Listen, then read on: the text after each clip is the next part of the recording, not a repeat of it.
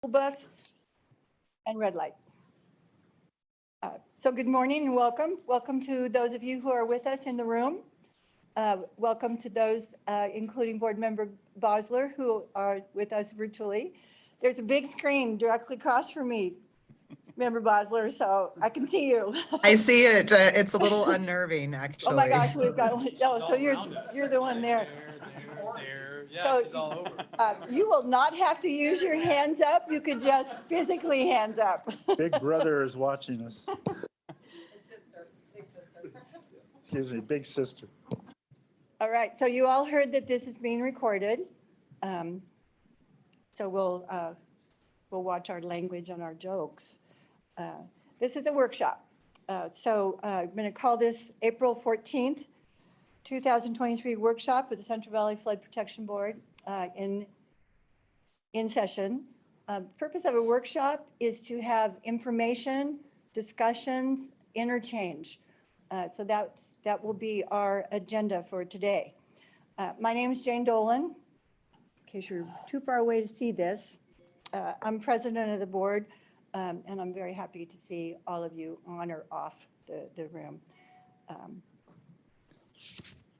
Let me just briefly review the agenda. So those of you who are presenters hopefully have been told this, but if not, this is the flow here.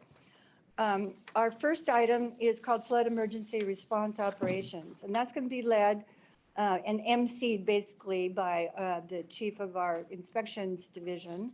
I think I got that right, Preston Shopbell. I knew it was Preston.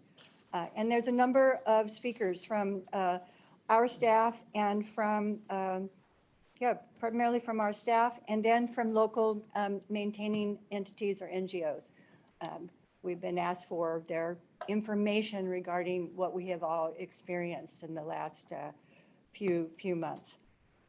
And then after that, I will call on Michael Savagian, Chief Policy Advisor, that's what I'm calling you, sir, who will be presenting information, DWR's actions and all that. And that will include us seeing the press briefing that occurred earlier this week. And then back to our staff to lead presentation and discussion of issues, particularly in the southern part of the San Joaquin Valley and Tulare Basin.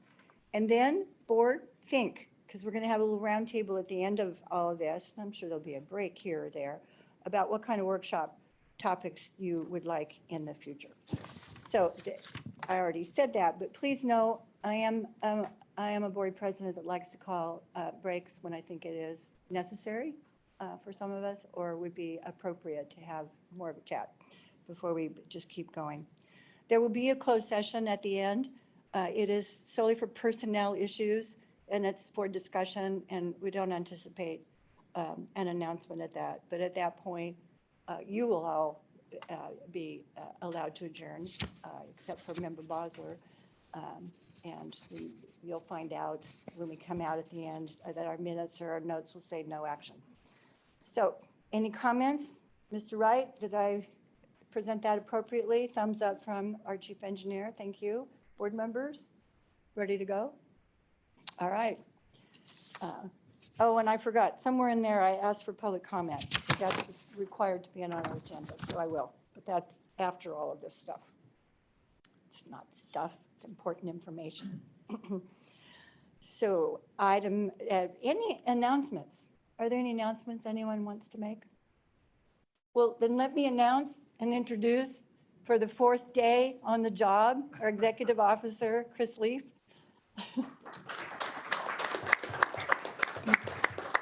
Thank you. As I've said other times that I've introduced him without him being present, his last name is spelled L-I-E-F, but it is pronounced as the leaf on a tree. Okay, welcome. Thank you. He's been smiling so far, so hopefully at the end of the day that keeps up. Glad to have you on board. All right, any other announcements from anybody? Then I see none, we'll proceed. Our first item is flood emergency response operations. Oh, somebody call the roll. Board Member Bosler, Thank you. That's why I need you. Present. Board Member Grego. Board Member Ramirez. Board Member Countryman. Present. Secretary Johnson. I'm here. Good morning. Vice President Valines. Here? President Dolan. I'm here. I think I need more coffee. What? It's black. Oh, all right, that'd be fine. All right, then we are ready. Good morning, Mr. Shotbell. I'm going to turn this over to you. We're calling it Flood Emergency Response and Operations, and we did ask for staff to give us information about actions and knowledge. Good morning.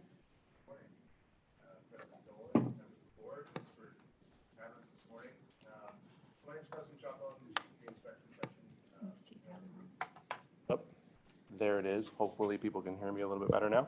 That is better. Okay, great.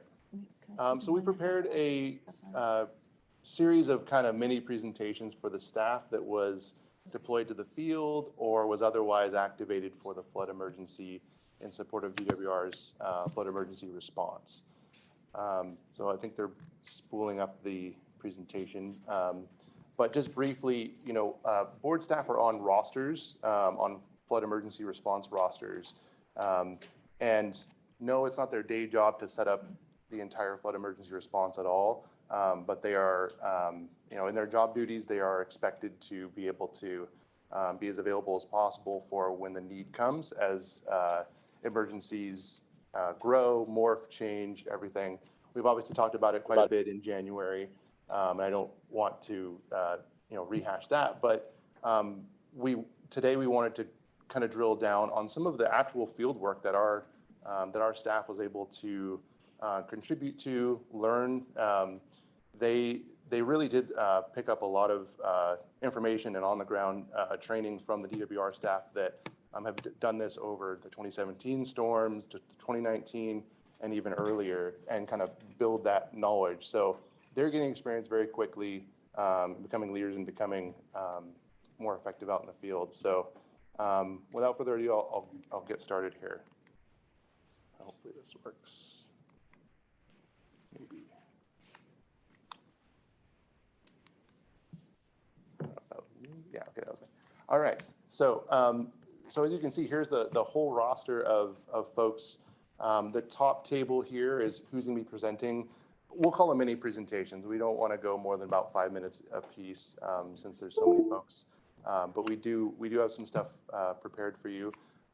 There was Anos Caliso, normally our enforcement chief, and her staff, Zubair and David Ismailian and Eric Mao, that were activated. And then we had under the inspections myself, Zach Ramsey, and Jillian Bency Woodward. And then also Branch Chief Yigo Liang had a role in it, and Wendy Wang, senior engineer with the Flood Planning and Programs Branch, helped at the State Operations Center, or SOC. And also Dustin Sanoski helped a whole bunch in the operations group. So we have some topics. I'm going to start first. I'm going to do the boring one that kind of explains the organization, how we matrix into this flood operations response, right? We take off our normal job hats and we go in and help in our roles that we've been trained for over the past few years. I swear it's working. It was. Okay.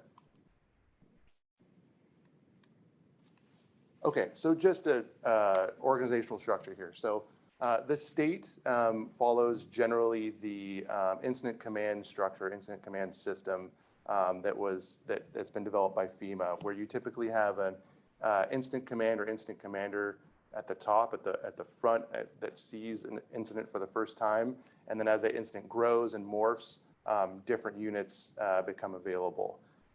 So in this case, the State Emergency Management System, which is based on ICS, was further modified for the Flood Operations Center. That's an actual physical place. It's at the Joint Operations Center in Sacramento, and it's staffed by DWR staff that is designed to respond to flood emergencies. Where our group comes in are the two highlighted areas in the incident command or management side of the Flood Operations Center. And under the operations, we call it operations section. So that's the box on the bottom left of that feeling. And all of those other planning, intelligent logistics, finance, admin, those are all staffed and have been staffed, especially in the January and March storms. But our staff was asked and is generally staffed in the operations branch. So if we drill down on that group, briefly what the operations section does for the Flood Operations Center is to basically dispatch flood fight specialists throughout the state. So we have an operations coordinator and deputy operations coordinator, which is the role I filled. And basically we're managing the staff that are the specialists out in the field to make sure that we have enough flood fight specialists to go out, listen to the concerns of, say, an LMA that called and said, we either need technical assistance, we want to see if how bad this issue is and what the state's ideas for a response or recommendation. And if it's really bad, what the next steps would be to request flood fight materials or some flood fight action. The actual response, the hard work, and not that there's not hard work by the flood fight specialists, but the physical manual labor is typically provided by the California Conservation Corps or CAL FIRE staff, or sometimes the LMA or whatever local resources that are there. And so you see the big yellow box on the left. Sorry, the text is a little small, but that's the flood fight specialist pool. So there's a group of DWR staff from the flood projects inspection and assessments sections, I guess they call them. They take off their day job hat, which is inspecting our system twice a year and giving you that nice annual report. And they're the front lines and experts that our staff has been able to learn from and able to support as they gain this experience over time. So that's the boring, where we fit. Also, we'll talk in a minute. I'm going to hand it over to Annalise about her role for PLA 499. Oops, there we go. So Annalise, if you're ready. Mr. Shopbell, I'm guessing that while you were activated and doing this work, you were not bored? Not bored at all. So maybe don't call this the boring part. No, I just meant the organization, right? We're gonna get It's to work. very important for us to know that, how we sit, how we work, and how you're activated, so appreciate it. Right. And again, my role generally was in an office with a roof and, climate control, but we're trying to make sure that the folks in the field are well supported. And, we're not sending out a board staff to a situation where they're going to be overwhelmed. They're at least with another flood fight specialist to assess what's going on, negotiate if need be, and just sometimes have hard conversations in the field and work in not so fun conditions. So anyway, also I did want to say too, when we get to Jillian's presentation, she's gonna be talking about a new method we've kind of converted to. So there's gonna be a little bit of a hands-on show and tell. We'll pass around some things, so don't be surprised if I tap Board Member Ramirez on the shoulder. So, okay, thank you. There you go.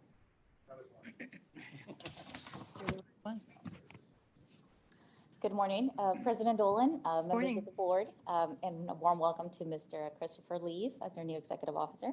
My name is Angeles Calizo. I'm the enforcement section manager for the board. And at the Flood Operations Center, I served as the Public Law 8499 officer. In that role, I was activated originally in January for about 10 days or so. And then in March again, I was reactivated. And then since then, I've sort of been on a standby basis, providing support to the Flood Center as requested and as the need arises. So I fitted in with my normal duties for the last month or so. So in the PL 8499 flood operation response, so the Department of Water Resources has an MOU, a memorandum of understanding directly with the Army Corps of Engineers. That is for cooperation and response to flood emergencies. So in that role and under that agreement between the two parties, the department essentially and the Corps describe sort of the responses and the coordination efforts that would be undertaken by the two respective agencies in an emergency response. Now, under the Public Law 8499, authority that the Army Corps of Engineers holds, there are several sort of arenas or areas that they cover. The one that I will be speaking to you about today is the response. They do also have preparedness and rehabilitation. And I think rehabilitation is the other part that typically is where the board, as a non-federal sponsor, comes in and serves and communicates directly with the Army Corps of Engineers in rehabilitation and repairs for sites that were damaged as a result of a high water event. So as the liaison and as the under this role at the Flood Operations Center, my role in particular was to coordinate requests to the Army Corps of Engineers. Typically, this request would be triggered at the point where local and state resources were exhausted. The requests typically range from a couple arenas and a couple umbrellas. One was the technical and the other one's a direct assistance.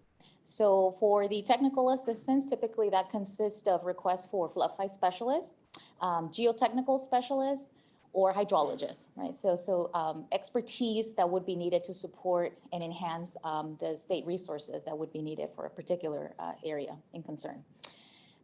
For the direct assistance portion of it, is typically that covers the supplies, resources, equipment, rescue operations, and direct and flood fighting and other contingency contracting measures that would be needed. So for the most part, most of the requests as a result of the 2023, we're calling it 2023 storms, most of those have been under the technical assistance arena. There's been a couple of requests that have been submitted under direct assistance to enhance existing, not enhance, but replenish and provide materials that were exhausted at the state resources. So, and again, in order to be prepared to provide those resources to the locals if they needed. So as I mentioned earlier, under the board, the rehabilitation portion of the Public Law 8499 will open or will be enacted once the response emergency is closed. I think right now, currently, we're still under an emergency response where the Corps is still actively providing assistance to the state, the Flood Operations Center. However, we do understand that the Corps does plan to open rehabilitation assistance in the coming weeks. And in that role, the board staff will be coordinating directly with the Corps for requests and then communicating those with the LMAs and obviously facilitating the different requests that would be needed and hopefully eventually get those repairs done before the next flood season. I also want to mention that Mr. Jonathan Yao with the Army Corps of Engineers, he's the chief of the readiness branch at the Corps, and he's online. So he can also be available if you have any specific additional questions from the Corps as a representative. He's also available and joining us. So thank you to Mr. Yao for joining us and taking the time. And without further ado, I would like to turn it over to Mr. Zubair Dozu for his portion of the presentation.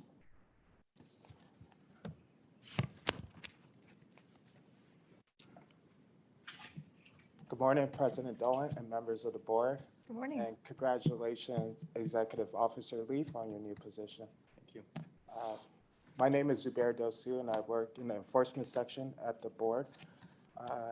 I was recently activated for the January storm events. Oh, sorry. Sorry, a little issue with the slides. I was recently activated in the January storm events where I served as a flood fight specialist. I was paired with a DWR inspector who also served as a flood fight specialist to give assistance to the San Joaquin Valley. Also had the experience to work as a DWR representative. Wait a second. Sorry to interrupt, but it's because we're old, we're having a hard time hearing you. Oh, I really So apologize I don't about know if that. you wanna I'll hold the speak a mic lot like louder. Talk show or how you want to do it. It could be us. Just Well, Can you you hear have me two now? Is there. that a lot better? what's that? Let's Can you- have President adjust. Oh, okay. Yeah. right. Sorry. It's just click it to the Sorry advanced about slides. Okay. Yeah. Yeah. I really apologize about that. There it is. You can hear me loud Andy, and clear now? That's better. Okay. remember Grego, we're like 100% hearing. If she starts to push back, don't worry. So if you didn't hear me, so as Got it. part of the you. January storm events, I served as a flood fight specialist. with the DWR inspector to give assistance to the San Joaquin Valley. And then for the March storm event, I served as a DWR representative for the State Office of State Operations Center, that is located in the Office of Emergency Service. So for both events, I was activated for about a week each. And so in case you aren't familiar with what the State Operations Center does, that is a place where representatives from different government agencies get together to address and coordinate state emergency issues. Okay. So today I'm here to talk about the incident status summary. And so the incident status summary, in short, is also referred to as the ICS 209 form. With this form, we use this form to communicate and document incidents that occur. I can tell you from my time in Merced, I filled out many of these forms, and they generally do not look this neat. And that's because they're filled out by hand, and you're usually exposed to the elements or on a bumpy car ride to the next incident.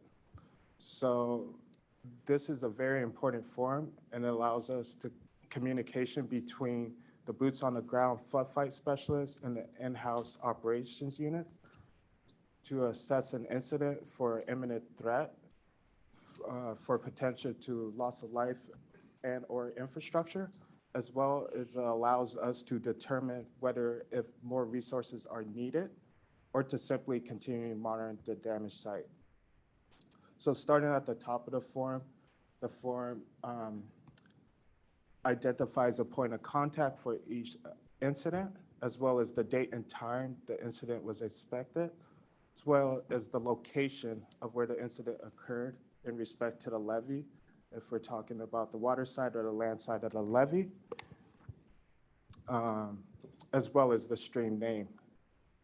So moving on into the incident description, this is where we dive deeper into detail to describe the incident. For instance, what type of damage. When we're talking about damage, that could be levee erosion or levee overtopping, et cetera. The location of the damage, and also the extent of the damage, and also as well the how severe that damage is.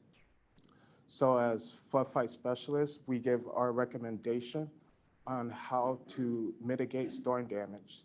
So this would be the area where we spell out what materials would be needed and how much materials will be needed to mitigate the damage. Lastly, we have the actions plan. In the actions plan, this is where I like to think of who does what and when. If the locals can flood fight, we do offer assistance in the form of two ways, as Anja spoke on in her presentation. And that form of assistance could be either in technical assistance or direct assistance. If the locals' resources are exhausted, we may be able to provide resources through direct assistance and technical assistance in the form of providing assistance in flood fighting and assessing levee damage.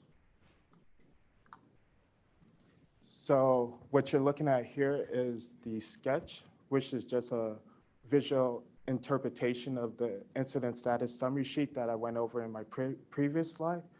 So in the visual aid, you can see a cross-section of the levee.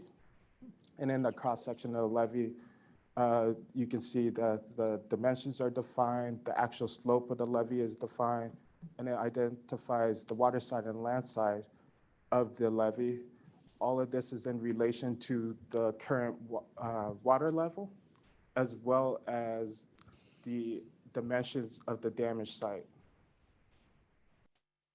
So when both forms are completed, they are uploaded with the pictures of the incident to our flood emergency management system. And the flood emergency management system is a database/viewer where all incidents are housed. That way our operations units can can look into them to further analyze the situation and continue documenting the incident. So I will now hand the presentation over to Zach to give his experience in flood fighting. Can I just ask you a couple questions? Sure. So you actually were, I don't know, Angelis, you may have been, were you sent out to the field too, or you're the first one that actually went out to the field? Yes. So So what is that? I mean, do you go out for like, are you staying in Merced for 5 days or 6 days? I mean, I'm asking a dumb question, I don't know, so I'm really curious to know. no, that's a great question. So actually, we did, for my experience, I did stay in Merced for 5 days. It was a lengthy stay. And that was because of all the issues that arised in that area. Yeah. And so because it was so busy, we were there to help the locals in flood fighting, give assistance. And the problems did materialize that extended outside the capacity of flood fight specialists. So ICT team was called in, and then so ICT would be an incident command team, and they will have specialty personnel such as hydraulics, geotechnicals, and they can give expert advice and look at a much larger picture, right? Don't leave just yet, because I have something, but let me see if any. Member Ramirez? Mike started something. Sorry. No, I'm glad you did. So you fill the form out. Yes, but Where does it go? You Okay, fill it out and then who do you give it to? How do you give it to them? so as the form is completed, the form is completed in the field, but then we do have, we're using technologies, our cell phones, to take pictures of the form, and they're uploaded into the viewer. And that viewer is the flood emergency management system that I referred to before. And that way, the people in-house, they can look at that form, and they can see it in real time, these incidents that are occurring on the levee. Real time. So it is- Real-time it's- data. It's right away. It's not like you go back in the evening and then figure it all out. Oh, yeah. So that's why it's really important to fill out these forms once you're on site. Yep. And so there's no delay in transmitting that information. Anyone else? Member Countryman? This might not be the question for you, but somebody can help answer it. I saw you had advanced measures shown on one of the boxes. Usually, advanced measures have to be approved. I think it's by the Corps ahead of time. Is any advanced measure work being done in these incidents? I think that question probably could be answered best by Angeles or Preston.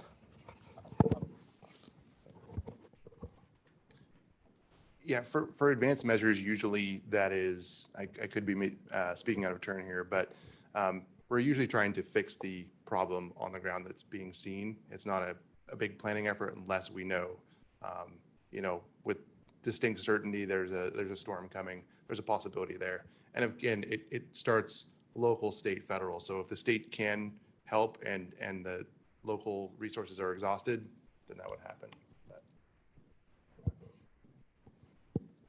So it's requested, it's shown. It can be, and it's- and so lots of times that, obviously there can be those conversations where the local and the flood fight specialists don't quite agree, right? And so the operations section back in the office can help, have those conversations and talk with management at the FOC for what decisions are really going to be made. That flood fight specialist doesn't have that power just to say, yep, we'll bring in X amount of rock and you're good here and walk on. Those are decisions that have to be routed all the way up through management and know that we have those resources available as well.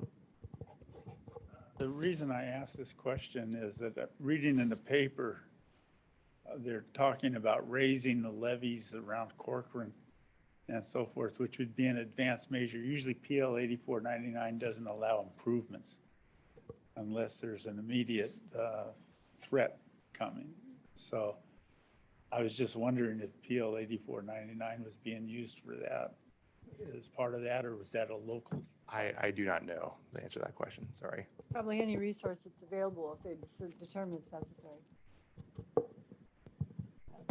The news is full of things. I have a question for you, Mr. Sure. Osu. That diagram shows a levee. What if there isn't one, but there's a problem? That's a great question, President Dolan. Thank And you. so there was a situation I was in Merced County where there was not actually a levee, but there was a Mouse Creek. And so you go through the same processes. as this. You would still complete the form. But yeah, there are areas where there isn't an actual defined levee. And then there are areas where the levee is not a state plan or flood control feature. So we still do take action on those. We could still give technical assistance, but it's the same process. You still complete the form. Okay, thank you. Member Grego? kind of ask the same kind of question, and that down in where they're having problems right now, there are levies that are not recognized, and so they don't fall within the PL 8499 program. Right.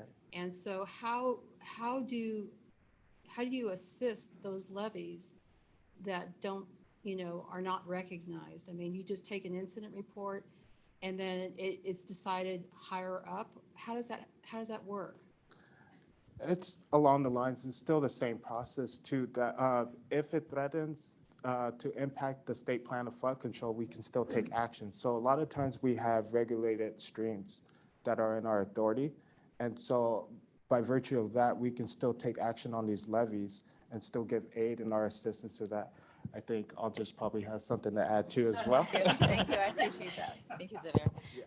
Good morning again, Angeles Calizo. So I want to clarify, in an emergency response, the Army Corps of Engineers does provide assistance to the flood center. Again, so typically what triggers that assistance, and that's regardless of where the issue is, if it's a project or a non-project levy.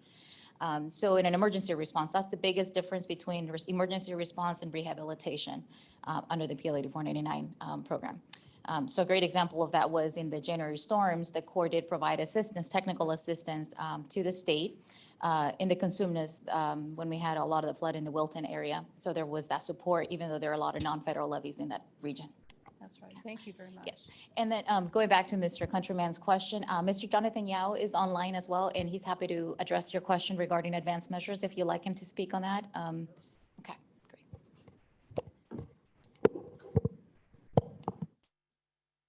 great. That would be now? What was the name again? Mr. Jonathan Yao. Oh, I see. Hi there. Can you guys hear me okay? Us guys can, Mr. Yao. Welcome. Apologies for that, ma'am. Okay, so, all right, so advanced measures. We're currently looking into the feasibility and applicability of this. And so one of the requirements for advanced measures is a imminent threat. And so in the past, California has a very robust flood response system. So we haven't really seen a whole lot of advanced measures being used for the preparation of imminent unusual flooding. However, in Southern California, we have used advanced measures for debris flows. And so after a landscape is denuded, all this debris piles up, and then it rains and all that debris starts flowing down all the waterways. And so we have used advanced measures to build things like geoprugs or check dams in order to prevent that debris from damaging downstream infrastructure and other urban areas. So that's one example for advanced measures. In our current situation, I believe that our large snowpack qualifies for imminent threat of unusual flooding. So I am currently going to reach out to the National Weather Service to get a more formal determination of that. And then once we get that, then I can provide advanced measures as an option going forward. Yeah, and so as far as advanced measures go, you can kind of think of our response as plugging a hole, and then advanced measures would be a more robust engineered solution to this kind of flood protection that we're trying to provide. With advanced measures, it also comes with a little bit more of a thorough analysis of what what is essentially required. So we do need to do a analysis of the benefit to cost ratio. Permanent betterments are prohibited as well. And generally, we require some sort of cooperation agreement for the local sponsor to remove the advanced measure once the event has passed. And then there are some nuances to that as well. But once we have the desire to go and pursue advanced measures, we can have a more thorough conversation about all the other nuances that are part of that program as well. Thank you. Member Countryman? Yeah, so not ignored. Okay. Any others? Member Grego? So in an area where there's been levee failures, is it due to overtopping or is it due to under seepage or both? We've seen all kinds of damages, and push the button. Oh, okay, that's better. Yes. So we've seen all kinds of levee damages, and there's been areas where it's a completely levee breach with overtopping. There's been other situations that I've seen that you have erosion damage and stuff, but the longer the area is untreated, the more damage that will result from that. So yeah, certainly there's all types of damages that you can encounter when you're flood fighting. So, and with that, I'm curious, we do these inspections, both the Corps and the state, we're doing these inspections for state levies. And I'm curious to see how those inspections versus, which ones were that failed and Right. how that correlated, to see how effective, I guess, those inspections are. Right, right. And I think today you'll see from the presentations, the next presentations, where we have provided flood fight methods for areas that were breached. And we'll see before and after of how those methods held up. Very good. So, yeah. Thank you. I very don't much. have the inspection results, but that's probably as best as we can get for today. Thank you. All right. And so without further ado, I would like to welcome Zach Next. for the inspections. And he will give his overview on his flood fight experience.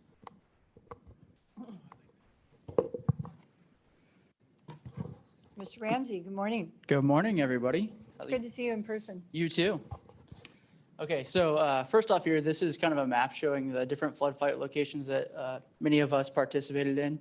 So you can see it kind of is spanning the whole Central Valley and some on the coast. So I'm Zach Ramsey.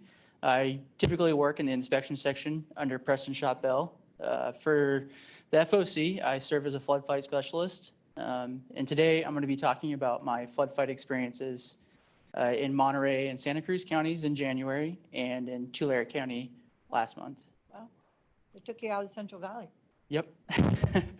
So my first activation was a 5-day activation to Monterey and Santa Cruz counties.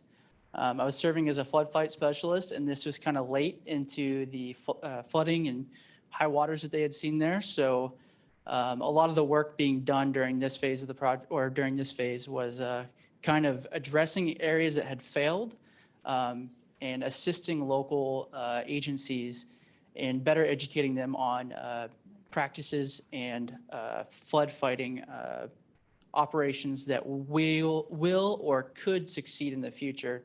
I think a good example of this is the photo on the left there. This was deployed by a county police department in Monterey County, and they had used some K-Rail and Visqueen, which is that plastic material you see, the black plastic, as well as some sandbags to kind of try to redirect the channel away from some homes. Unfortunately, they didn't take some of the actions that we would have taken, and they failed to place sandbags at the toe of that K-Rail. And as a result, the material was washed away, and eventually the K-Rail failed, it knocked over, and the water went where it wanted to go. And then in this right photo, you can see this is in the town of Watsonville.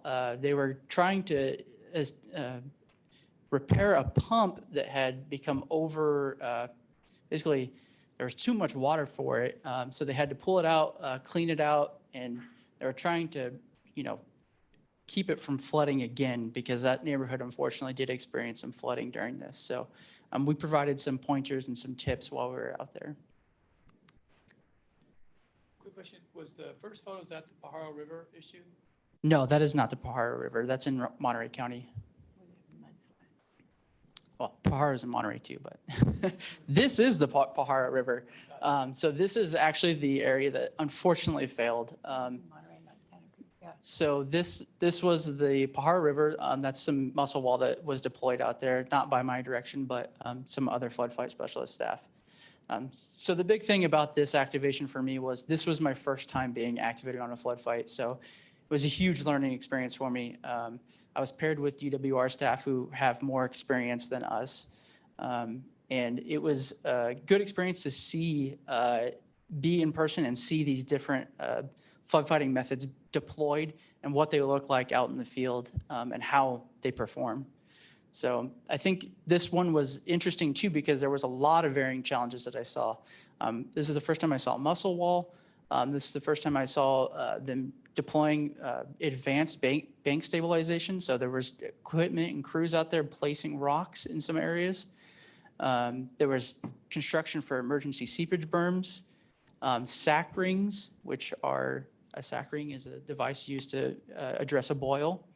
And then also just kind of speaking with some of the staff and understanding what their monitoring practices are and what the schedules for that look like. And for a lot of these places, it's 24-hour. They're out there watching it when the water's high and trying to spot anything at all. And a lot of the times that might be some, a boil or something like that.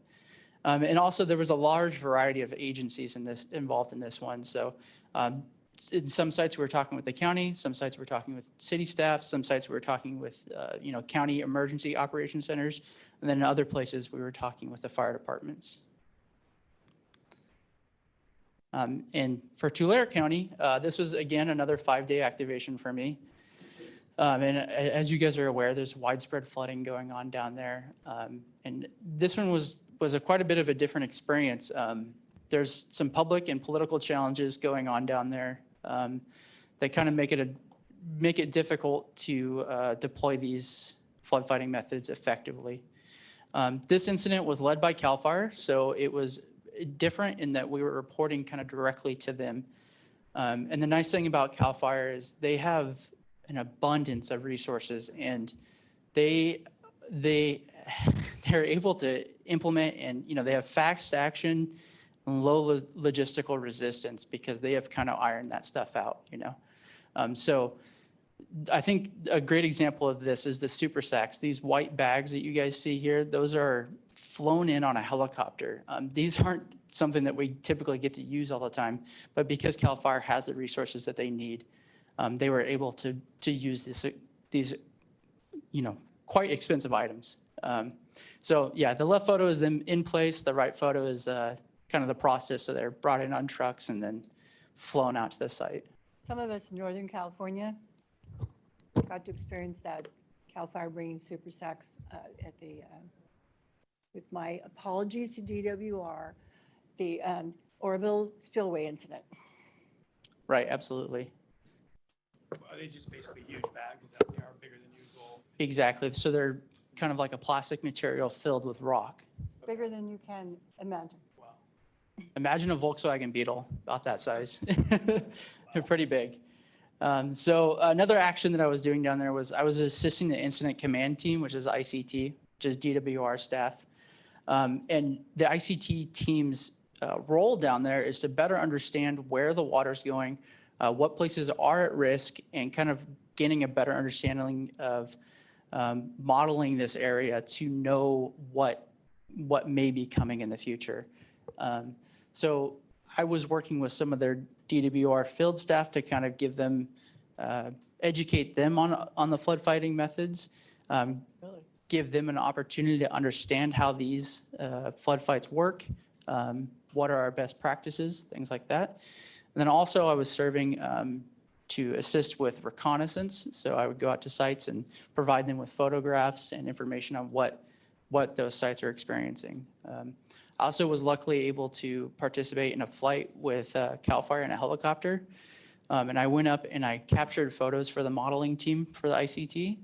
And this information is critical to them because it gives them a better idea of where the water is at now so they can develop their model to better reflect the future operations. And I think in the right photo, you can see the two prisons there in Conklin. And this is an area that's of high interest to them because it's outside of Tulare County. So CAL FIRE is not operating in that area right now. So I think that's an area that they're most concerned with right now. There's a lot of press attention as well. Any drone use besides you getting to go up on a helicopter?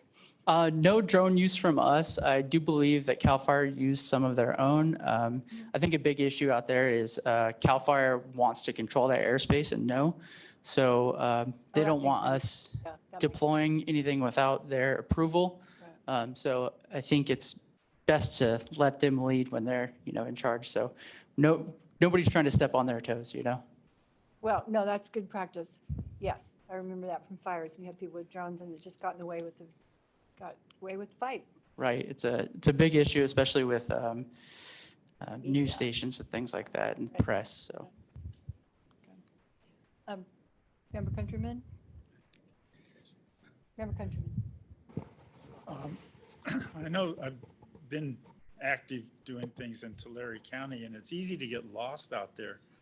It's so widespread, and to really get your bearings, do you have access like to Google Maps or something where you can identify, see, where you are and be able to report accurately?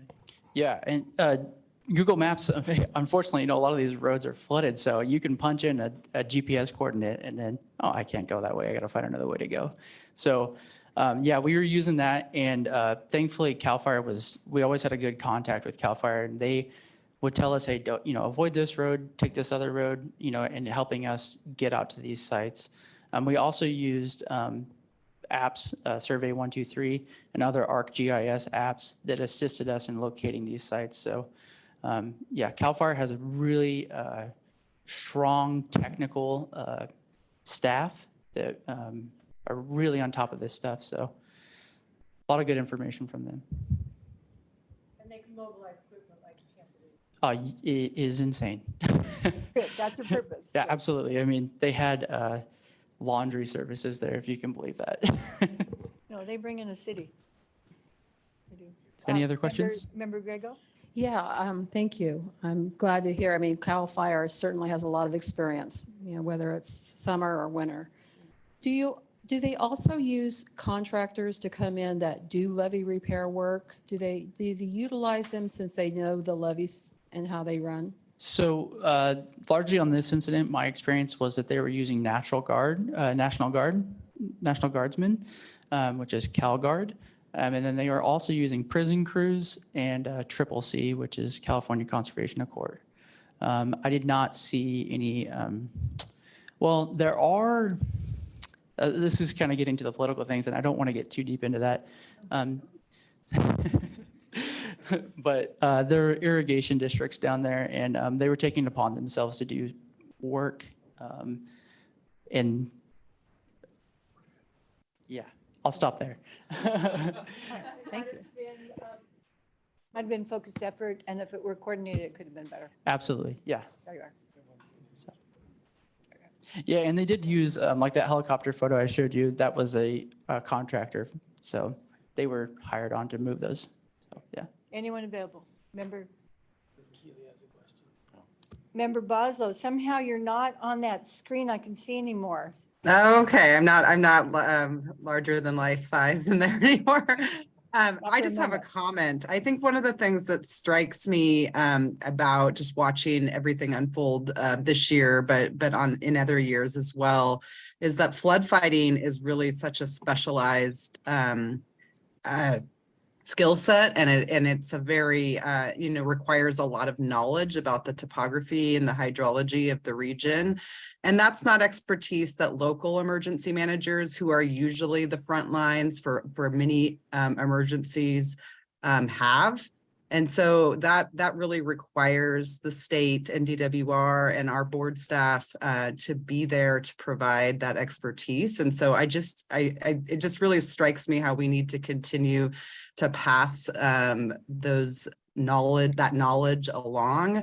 And it's also so specific to the region in which you're working as well, because again, you have to have knowledge about how the system works, and how the terrain works, as well as an understanding of local political and geographic issues. So I just really, continues to kind of put a point of the important role that the state has, even more important than in other emergencies, especially in the Central Valley, but obviously as witnessed in Monterey this spring, that expertise on flood fighting that comes with the state is also important outside of the Central Valley as well. So just more of a comment than a question, but it just really strikes me how important the continued sharpness of the state's ability to assist and to really be the experts to help support the emergency response. Yeah, and if I could just Great. comment on that too. I think that's kind of an important thing too, is our staff going and taking these trainings regularly, because I've been with the board for 3 years and this is my first opportunity to go out and do it. It's not something that happens every year. So like you said, reinforcing that kind of transfer of knowledge and getting us out there with DWR staff who maybe do have more experience on these actions. So thank you. Vice President Blind. Thanks. First, what Keely said, what you were saying, I totally agree with. It's great to have our folks out there, and you guys doing this, reporting back, super helpful, and very appreciative that you guys are out doing it. I was just curious about why, when you said they got up to Kings County, like why was the fire service not operating in Kings County? Was it just because they weren't an emergency yet? I mean, they were, but maybe it wasn't declared, or? That's my understanding. I can't answer 100% with 100% certainty, but that is my understanding. Okay. Could be. It could be. Keely. Board Member Belines, I believe it has to do with responsibility areas. So, CAL FIRE acts as the local fire and emergency response in some areas of the state, but not in all areas. So I have a feeling, without double checking, that they are the local fire department in Tulare, but not in Kings. That means that they have local government that does that instead.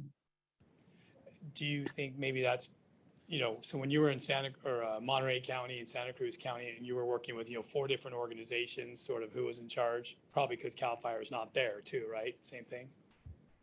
Yeah. Maybe. Yeah. Okay, well, thank you. Absolutely. Any other questions? I see none, so thanks. Who's next? Next up is Jillian.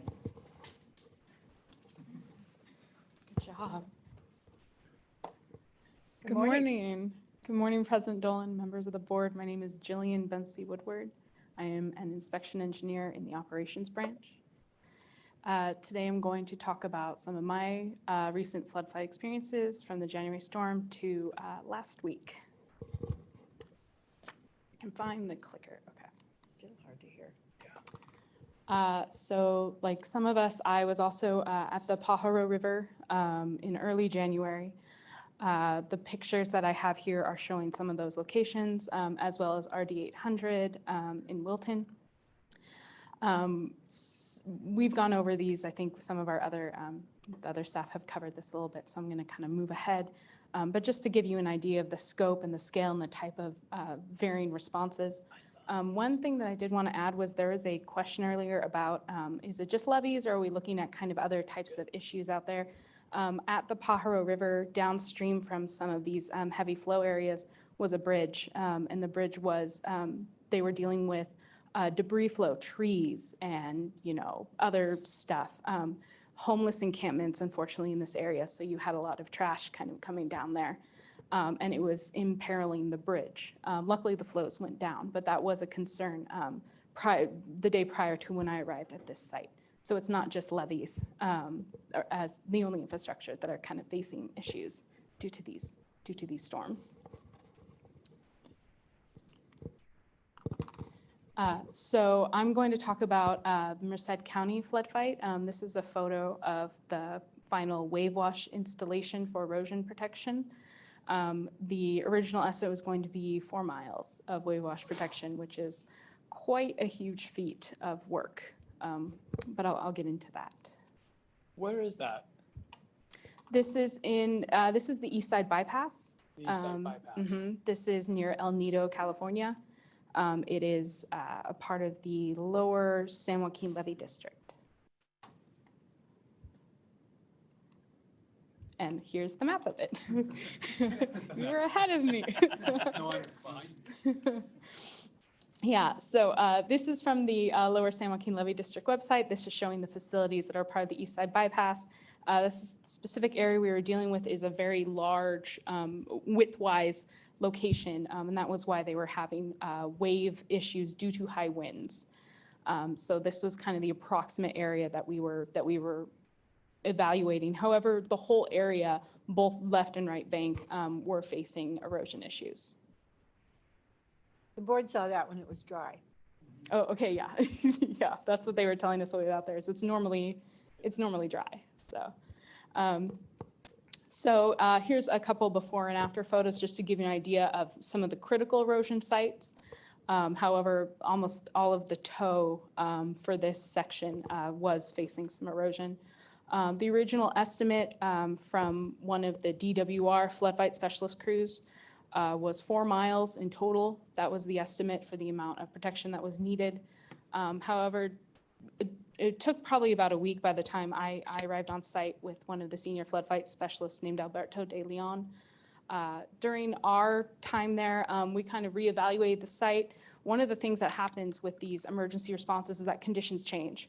So when the original team was out there, they were dealing with high winds, 40 to 60 miles per hour, as well as forecasted storms, further saturating the area.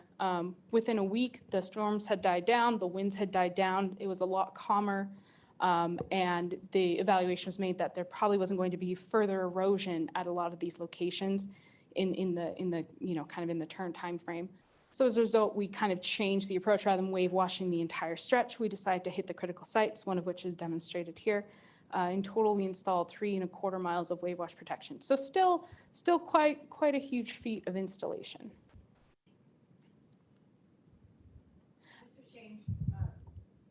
Shane Schwartz will be on later, so I appreciate that you provided those visuals. Oh, yeah. Keep going. So this is the show and tell portion that I believe Mr. Shopbell talked about. One of the, Preston, can you include this? Yes, okay, thank you. Yes, so I should quickly add, this is going to be a new approach to flood fighting. Please be careful with this. I was told for insurance purposes. Yeah. I believe it was board member Countryman. I'm not, was that who? I'm kidding. What, for those who may not see, you're passing around something to board members. Yes, I'm gonna go over it. I actually had one more thing. Okay, so this is the, let me go ahead. The yellow button, we call them yellow buttons. This is the current attachment method for the visqueen or plastic sheeting using the erosion protection. We also passed around the pamphlet that shows the flood fighting methods. So it gives a bit more detailed information that we're sharing when we're out in the field. So this is the kind of the current method. However, during this particular flood fight, we did try a new method using grommets and a grommet gun. So that's what you see a photo of here.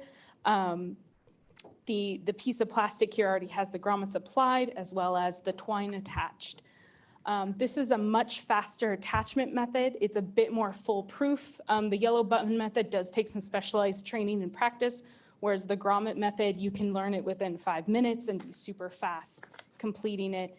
We can also switch out, in this particular flood fight, it was California Conservation crew members. We could switch them out more easily because the training and the setup time was so much less than utilizing the button method. So it was really cool to be a part of this kind of new approach to flood fight methods. I can see how this is better. Yeah, yeah. And it withstood, during the first day of use, there was still 40-mile-per-hour wind gusts, and this withstood that without any sandbags applied. So essentially just these resisted the force from that, which is pretty impressive. So it was a really great experience overall, kind of seeing this new method and how flood fighting methods are continuously evolving event. So They are. They're very dynamic. yes. And I think I have a video. Yes. So this is one of the California Conservation crew members. She was kind enough to show, again, because this was an evolving process, we were kind of working on the exact methodology that we would want to kind of train in the future. So she was kind enough to kind of demonstrate what was working best for the crews while they were out there. As an engineer on site, you know, I can engineer as much as I want to, but for the people doing the actual hard labor, you know, maybe there's going to be a method that's going to work a lot better than me standing there and being like, well, we want to get the tension just right. So, you know, it kind of works better that way sometimes. Okay, so hopefully the video will work. You can talk. It's going to be awkward if I don't talk. Okay, tell me when. Go. Okay. So you have your little baggie of nuts here. You're going to put the bottom piece on here. Top piece goes up here.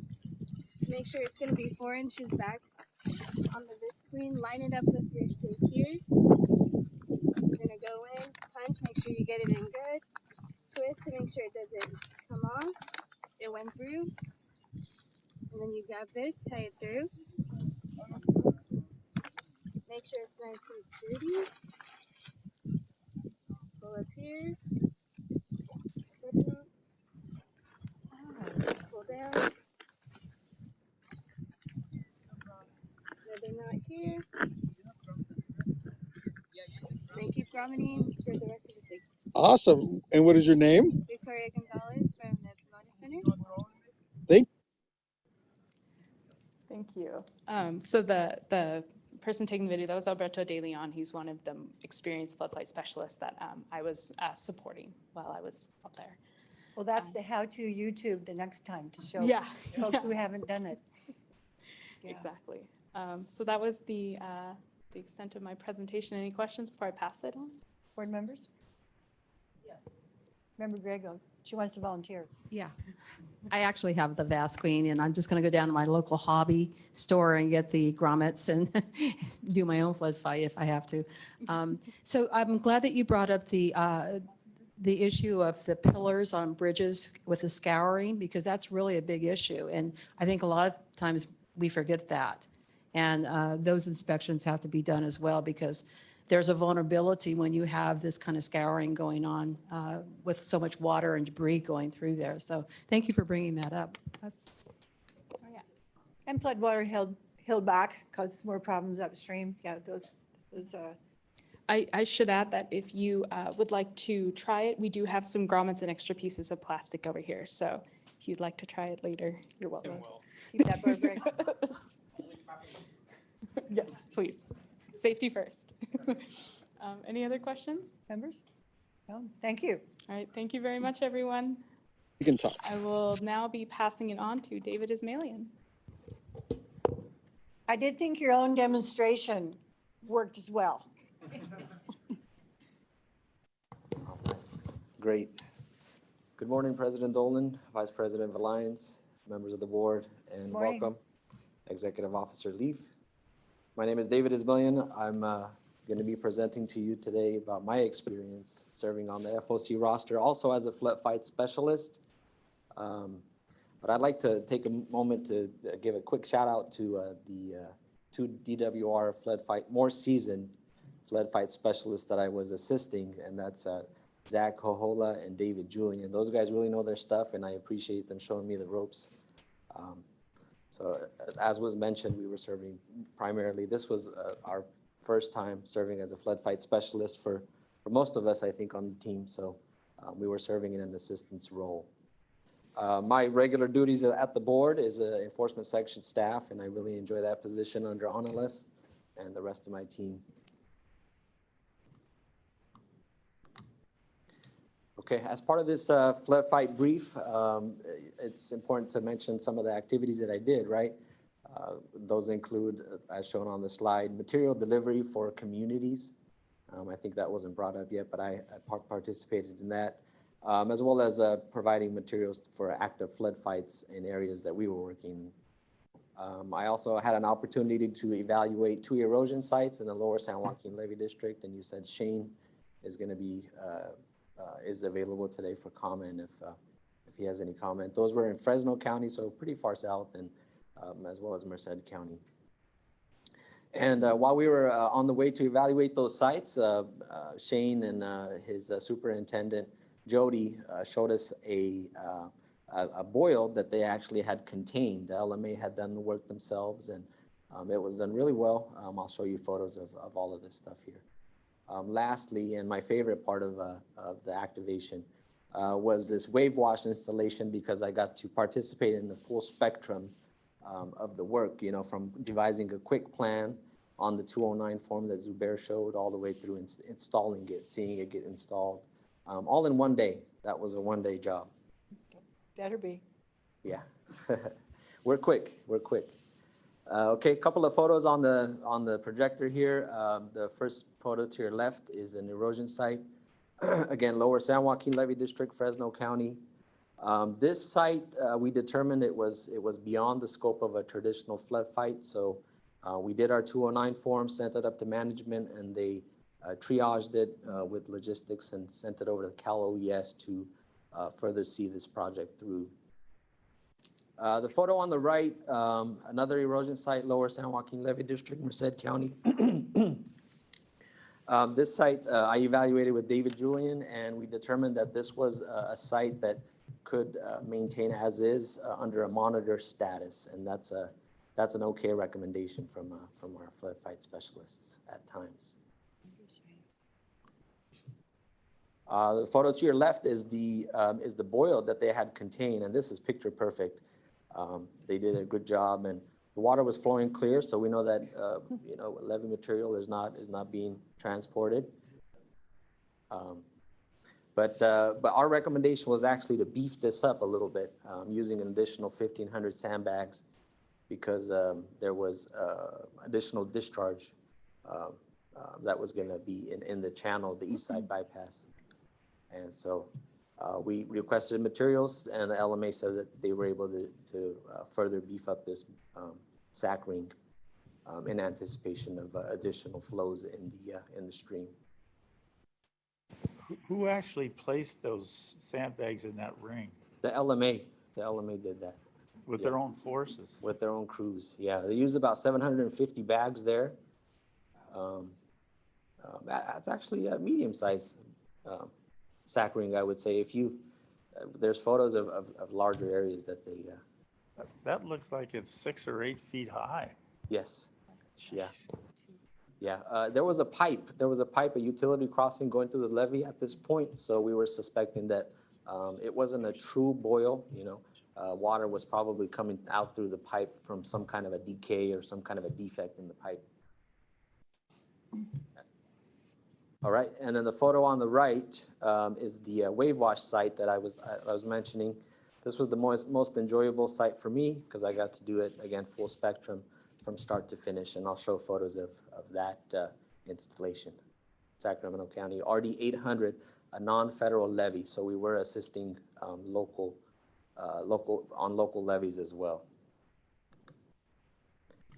Some additional photos. When we arrived on the site after the LMA had contacted us and requested flood fight specialists to come in and assess the situation, this is what we were presented with, some extensive damage.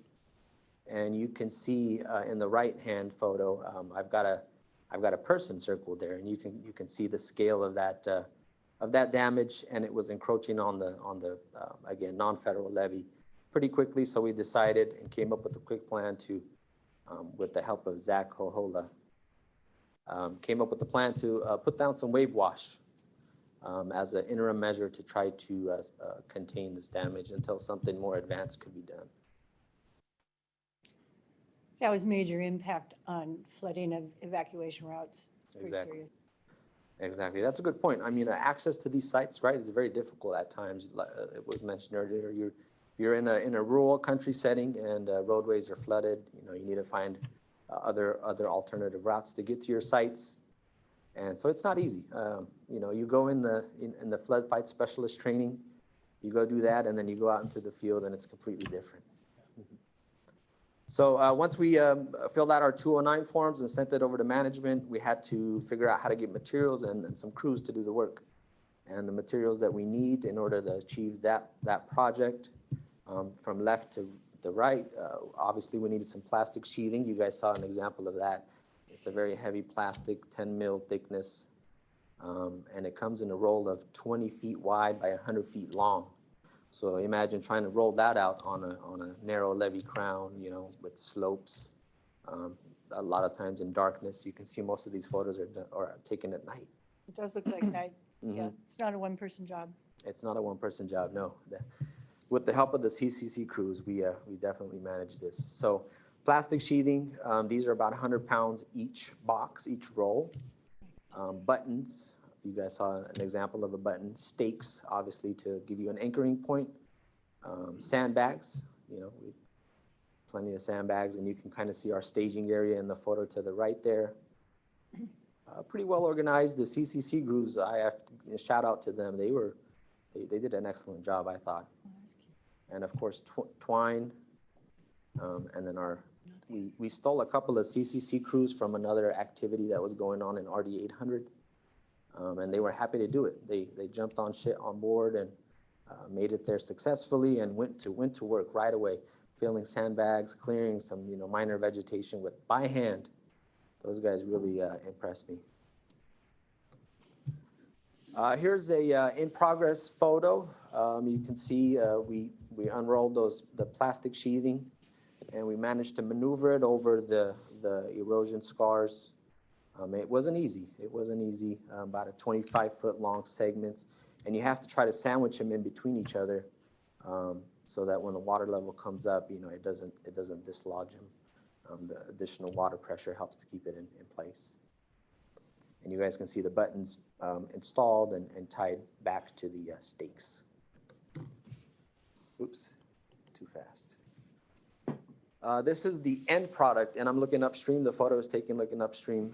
You can see we had to accomplish the task in two individual segments because of that bush. That bush was in the middle there, and we didn't have any way of removing it, and we actually thought that it might be a protected bush, so we were considerate of that. Despite that, we think that this was a successful installation. And then just a couple of additional photos so you can see each individual segments. The photo on the left is the downstream section. It looks a little bit better than the photo on the right because that segment was done later. And then the photo on the right is the upstream section showing the end product. And for scale, again, you can see the crew member, CCC crew member in the back there. It's a pretty extensive site that we accomplished in about 4 hours. From getting there, doing our 209 form and achieving this end product.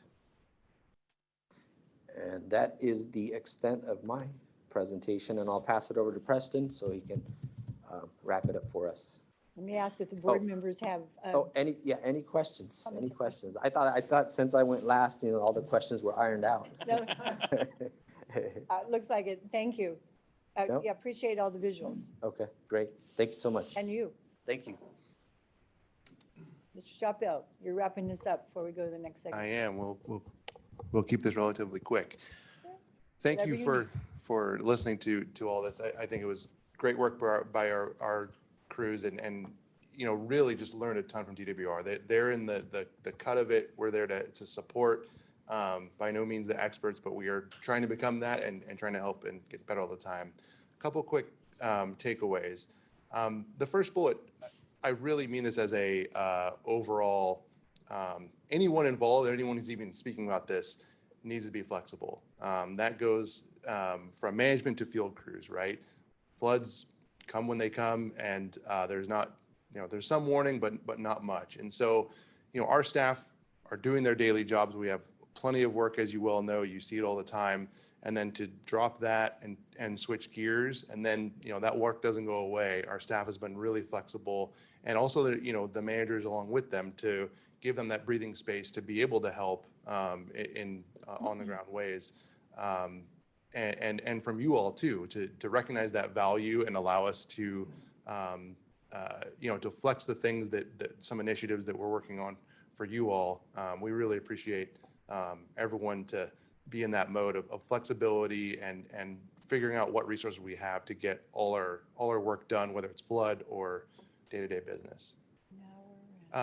Second, quick thinking and action needed. I think David was thinking about, and everybody, those 209s, that's that standard way of just saying the quick and dirty, what's going on out there, so that that flood fight specialist can have that backup from the operations section, from management, to say and to stand behind what was seen in the field and have enough information on kind of a standardized level to make good decisions. From my standpoint, I saw decisions being made in the original assessment of Tulare. Probably the DWR's first flood fight specialist was down there for a day and a half, and within about one more day, there was a huge deployment of super sacks and muscle wall. A good store of the state's facilities were sent down there that quickly. So going directly from a phone call and supporting material and talking to folks and management decisions and balancing all the other needs of the state. These are hard decisions to make and quick decisions, but they make them. And it was really really fortunate to see some experts in action on really high risk type of calls to make. It kind of goes back to the coordination communication, right? The tools we use, you've asked about literally how do you get that 209 back to the office. Literally, they're just taking a picture of it on their phone, and then there's some apps that help to get that and geolocate it. But most of the folks that are making the decisions are also in an office that literally just have a map and some dots on it. So sometimes it's hard to keep track of everything that's going on. And there's a lot of work between locals and those local, state, and federal officials to make sure we're on the same page. There's at least 2 meetings a day, more like 5, to make sure that we're all on the same page of what's happening. But in the operations sections, it's fun because you get to hear it from the on the ground stuff, not maybe stuff that people heard and you have to chase down and verify. So it's a unique perspective there. Access to damaged sites, that's fluid as well, right? We don't have, we have the best information we can when we send people out, but we're there to support those, but we don't have all the information all the time, and locals help with that as well. So they have to be creative in the field. And finally, the flood operations staff and the field crews are extremely highly motivated. We have folks working through weekends, working 12-hour shifts, 6 days straight, 7 days straight. And they are really putting in hard work. And so back to, I guess, the first bullet, being flexible with those that have been in the cut for a long time and nerves are getting frayed, or decision-making skills, it's not as sharp as when you first walked in at the beginning of the day. Being able to help and adapt and be part of that solution, I think it's been a great experience for everyone involved, along with the stress that goes along with it. But with that, that's all I have. And thank you, everybody, for presenting. Are there any questions for us? Member Countryman? I should have asked this earlier, but when they do the site inspection, do they take video and send that? All of the above, really. We'll do video sometimes. I saw videos of boils coming up to see if it's running clean or if it's moving material, that kind of thing. Really, I mean, it's what your iPhone can do. We're utilizing everything we can, and it goes from the very informal text, or how often we had a flood advice specialist on speakerphone in the ops, so 3 people can hear what they're saying at once, and we're getting the right information. We're using all of it, and then those tools to kind of formalize it and get it. That's right downstream of that. Thank you for saying that. Certainly all communication and visual tools that we might not have had 10 years ago Absolutely. need to come into play so things can happen rapidly. Yeah, so that. Member Grego? Yeah, I just want to comment, it's nice when the boils are right there next to the levees, but those boils are actually can be half a mile away. And we've seen them in Yuba County. And so education, for those that live behind those levees, I know our RD 784 will take local folks and they will train them how to sandbag, how to look for boils, the farmers. So they're all on alert when those high waters come up on the levees. They're walking those levees, citizens are walking those levees, making sure there's no erosion and so forth. So I think everybody has a part to play in it. And I'm really proud of our community and how they take an interest, what's going on with their levees. I think we see less erosion or people riding up and down those levees when people understand the importance of those levees. Absolutely. Yes, you do. Good. Thank you. Thank you again. To you. Thank you to inspection staff and enforcement staff and all of the preparation. You made that presentation for us as you are either activated, just came back, or are going. So we appreciate this. Yeah, thankfully we've been back to our regular jobs for a few weeks now, but picking up the pieces with everything Cycle else. will return. Yes, Yeah. exactly. Thank you. Great job.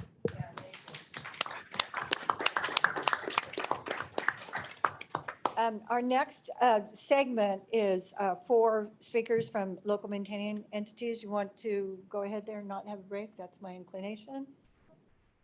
We'll go. It's my understanding I introduce them. Okay. This is the order. Mr. Engler, come on up. Right after that will be Ms. Rentner. Right after that, Mr. Schwartz, who is going to be doing it virtual, and then Ms. Nagy. So we have representing Lower San Joaquin, Delta North, RFMPs, and the Feather River region. And you do have a PowerPoint. Yes, I do. You're going to take away our big video of Member Bosler. She's probably happy about that. Good morning. Good morning. Thank you, President Dolan, members of the board. Thank you for being here. Welcome to the new executive officer. I'm looking forward to getting to know you and work with you, but I'll give you a little time to get settled in before we bombard you with all of our stuff. You may not want to wait.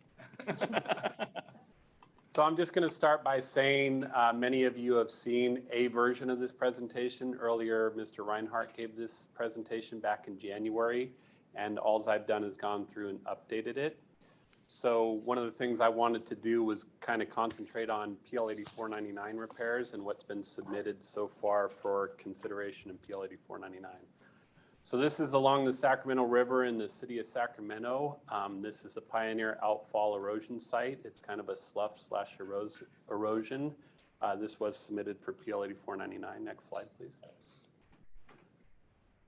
Another site along the Sac River in the city of Sac is the Sutterville gunite area, where this section that had previously been gunnited had failed, and this will require attention. It was also submitted for PL 8499.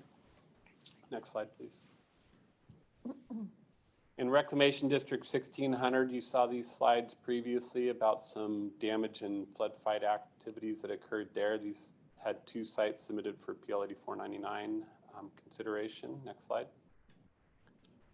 So this is landslide erosion and rilling along the Sacramento River right bank, basically very sandy levees, and the heavy rainfall rilled the sides and caused significant erosion damage along the land side, so they were covered with raincoats. Next slide.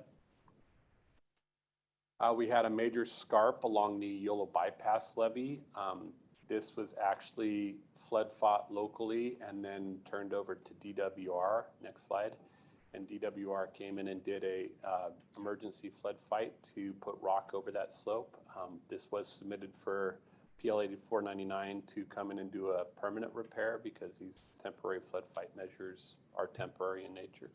Next slide.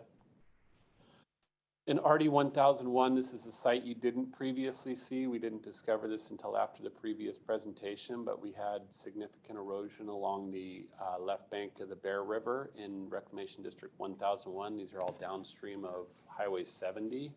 You can see in the picture on the right, there's a tree that was cut there. That tree was starting to lean because it had been undercut by the erosion. And so rather than letting it fall and taking a lot of bank with it, the district actually had somebody come out and cut it down and leave several feet of stump up. So we could actually see where that stump was when the water came back up and monitor that site. This site, along with two others, were also submitted for PL 8499.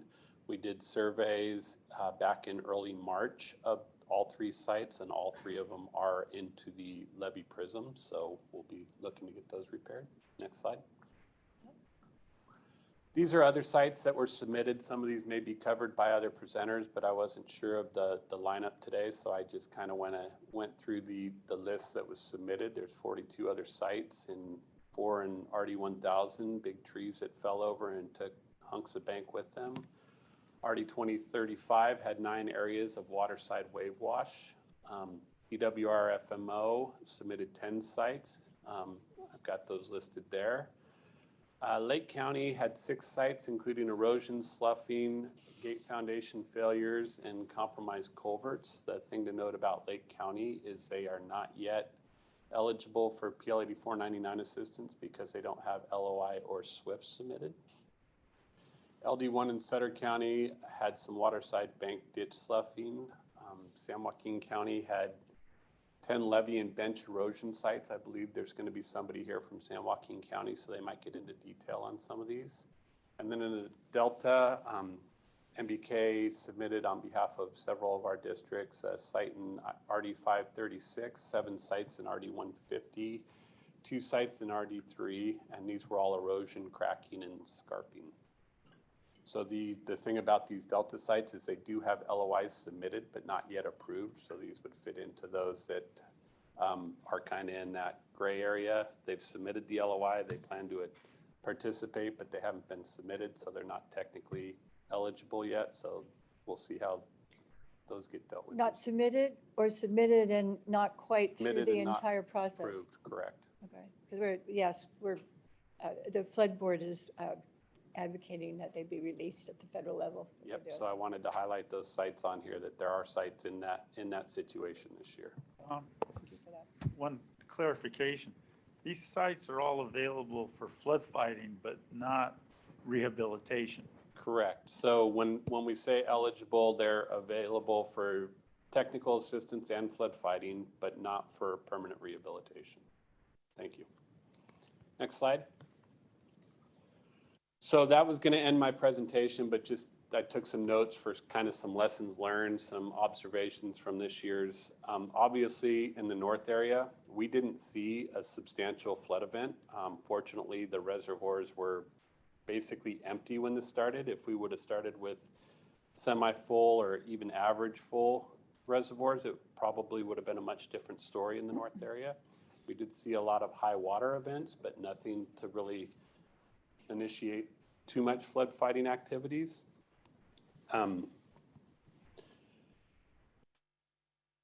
One of the observations I'll make about something that went very well this year is the county operational areas, the OES, were able to assemble everybody on the phone and have regular meetings to kind of give updates as to what was coming at us and what resources were available. Those calls often had briefings from CNRFC and the National Weather Service on upcoming forecasts. A lot of them had PG&E representatives on the phone, and PG&E, early this year, we had a lot of issues with power outages on pump stations that then caused internal flooding, and we couldn't access levees or pump stations. So then the flooding continued to get worse and worse. PG&E couldn't get there to fix power outages, and then that just led to more flooding, more internal drainage issues. So That was one of the things that got highlighted this year, is the need to keep those pump stations running during these events. And we're going to be looking for some help with that. Another thing that was an observation I made, especially on the Bear River in Yuba and Sutter counties, is CNRFC twice this year predicted the Bear River to go to flood stage and at one point even approach danger stage. And both times barely got to monitor stage. So I know about engineers. I got one at home. Please say what that is. NF what? So when we predict floods on the gauges, there's monitor stage where that tells us we need to go out and start watching our levees. That's the river stage when we need to start monitoring. Flood stage is when it's considered flood. It's starting to get higher, and we know it's going to potentially get worse. We really need to be watching it more often. Danger stage is when the levee is at a point where it's either going to overtop or be predicted to fail. So all of these gauges have these monitoring points, and each monitoring point tells us what kind of resources we need to have available. So when CNRFC made those predictions, it really caused a lot of people to get nervous. I'm sorry, what is CRNFC? California Nevada River Forecast Center. So they've been great. California Nevada River Forecast Center has done a tremendous job of predicting flows on rivers for as long as I've been looking at them, which has been 15 years now. Mr. Countryman can tell you that before that, they've always done a really good job at predicting flows. This year, they did a really good job on several of the storm events, but on a couple of them, especially on the Bear River, they were off. So I just like to make sure we point that out so we can take a lessons learned and look into why that happened. I have a feeling it's because of all the low snow levels, and it's very difficult to predict rain on snow runoff. And so I have a feeling that's what it is, but we just need to understand it so next time we better understand.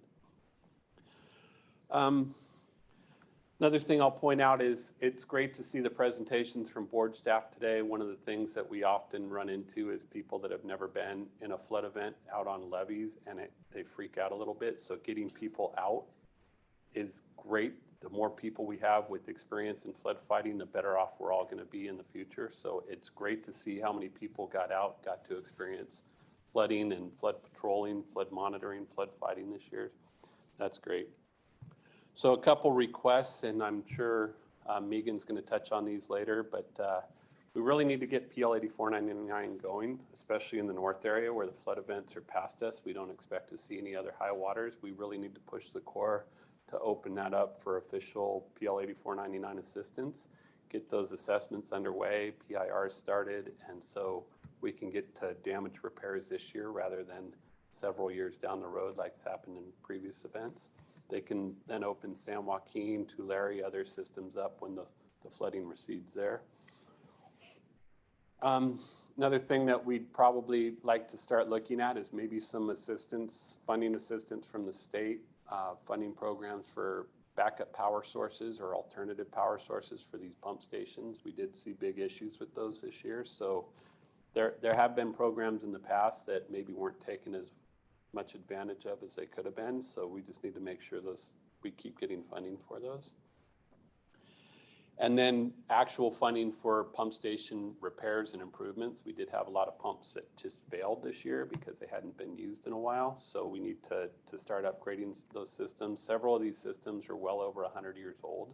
We've got pumps that you maybe can't get parts for that need to be replaced. And these are big, expensive pumps in some of these districts. So just a lot of internal pumping was the big issue for us this year. So with that, I'm here to answer any questions, and I'll pass it on to the next speaker if you don't have any.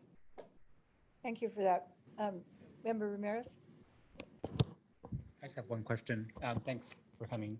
Of course. When it might be different, but I'm interested to know which agency was incident commander in the counties in the north during the events. It depends on the county and the incident. So sometimes it was local reclamation districts. Sometimes it would be county fire or public works. It just depends on the incident, the county, and the situation. I did not have any active incidents this year, so I couldn't tell you from experience who the incident commanders were because I wasn't active on any incident. Okay, thanks. I'm asking because it came up when Keely made her comment about the state's role, and it just seems that it's uneven amongst the counties, the expertise that's available, and it makes a big difference if you have somebody who knows about hydrology, has been experienced in flood events, and I'm guessing that we see a lot more of that in the Central Valley, and we'll probably hear about it in Tulare also. A lot of folks are really good at responding to emergencies, but the technical expertise is a unique skill set for flooding, and that's why I asked the question. So I think it's one thing I'm looking for as we go through the whole day, because it's a theme, and the state can fill gaps where it can, but not every place all of the time. It just seems like it's a whole locally.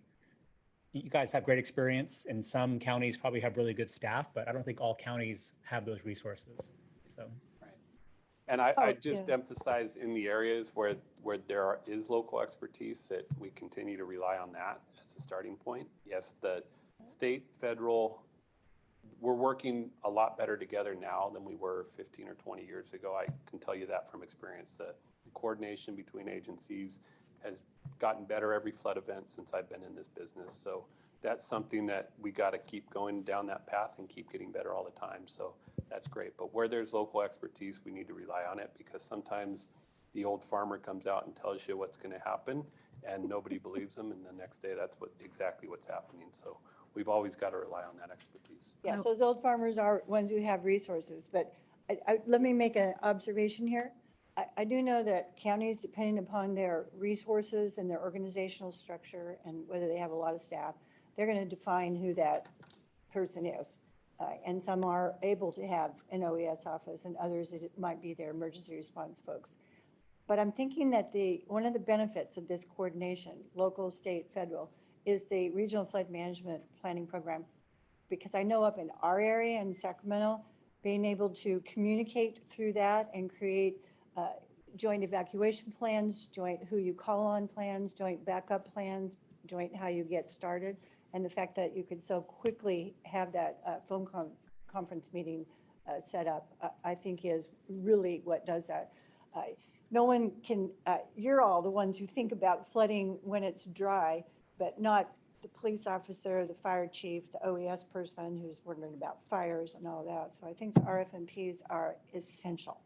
I would absolutely agree with that. And I would say that the big thing that the RFMPs do in these types of situations is we just know the lines of communication are there. We can pick up the phone and call somebody we've been working with on the RFMPs, and they can give advice, help.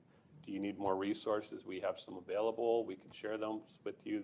Those types of things are definitely improving as a result of RFMPs. So thank you for bringing that up. And the stability of that kind of program allows it to be refreshed when staff changes and issues change and absolutely geographical problems. Yeah, thank you. Member Beardo. I'd just like to say that I appreciate Tom's comments. And then vote Member Bosler. And that, Tim, each county is different, like we have so much experience in this that, our OES officer at Yuba County is the point, everything works through them normally. We have experience because of Three Rivers about how these levees function and how they operate and where they work. And it's the local farmers that have made part of, because of their participation through the Three Rivers program, is why we have, I think, one of the best levee systems in the state. They have that historical knowledge about, where the water flows, how it flows. It wasn't always a fun meeting, but it really actually made for a better system. And so I appreciate what is being said, but each county is really different, and I'm learning that. I only know my experience with Yuba, but I can see down in the Delta that they don't have these kind of resources that we have up here.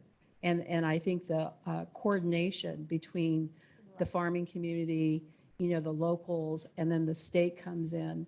And one of the things that Tom brought up was about the pump stations. And I know that's an issue, not only for our RDs, but also for the state of California and the highways. A lot of times these highways are flooded because their pump stations aren't working because somebody stole the copper out of it, you know? So, when we look at these PL 8499s and they have some assistance, Tom asked about the state helping with that, but is there an opportunity for the feds to come in and make sure that those, generators are available to these districts when those pumps are not working, or, the ability to upgrade those pumps, because as it was stated, these pumps are old and they're, not able to be rebuilt because they're that old, they don't have the parts for them. So, I mean, that is a big problem right there. And not just for Yuba County, but I think everywhere.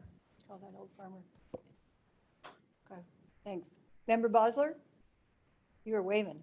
Yes, hi. Yeah, no, I just wanted to, align my comments with both Board Member Ramirez and Board Member Griego. I do think there's a lot of unevenness in the preparedness of local governments to respond to flooding emergencies. And if we take anything from the Daniel Swain presentation that many of us heard last week and have read in previous iterations, is that, it's very possible that we're going to have widespread flooding events throughout the state of California. So it will be very difficult for the current level of resources that the state has to really be able to support everybody. And so I really like this idea that you brought up, Chair Dolan, about the RFMPs playing a key coordinating role on emergency response as well. I think I have been thinking about them much more in the long-term planning and project development, but I do think that they have a role in really being able to connect people from the state down to the local landowner in a very effective and efficient way for emergency response. And I think we really need to develop that component of these regional planning organizations intentionally, because there will not be, I sit here and I listen to this conversation and I actually get really worried about our ability to manage a effective emergency response to protect lives if it's really widespread throughout the state. And that's a real worry. And I think we need to do a lot more at the state level to be intentional about supporting that regional planning and using those organizations in a broader way than they were intended originally. Thank you. Thank you. A lot of nods here. You can see that. Mr. Engler, thank you. You're very welcome. Julie Rentner, you're up. I thought you would move.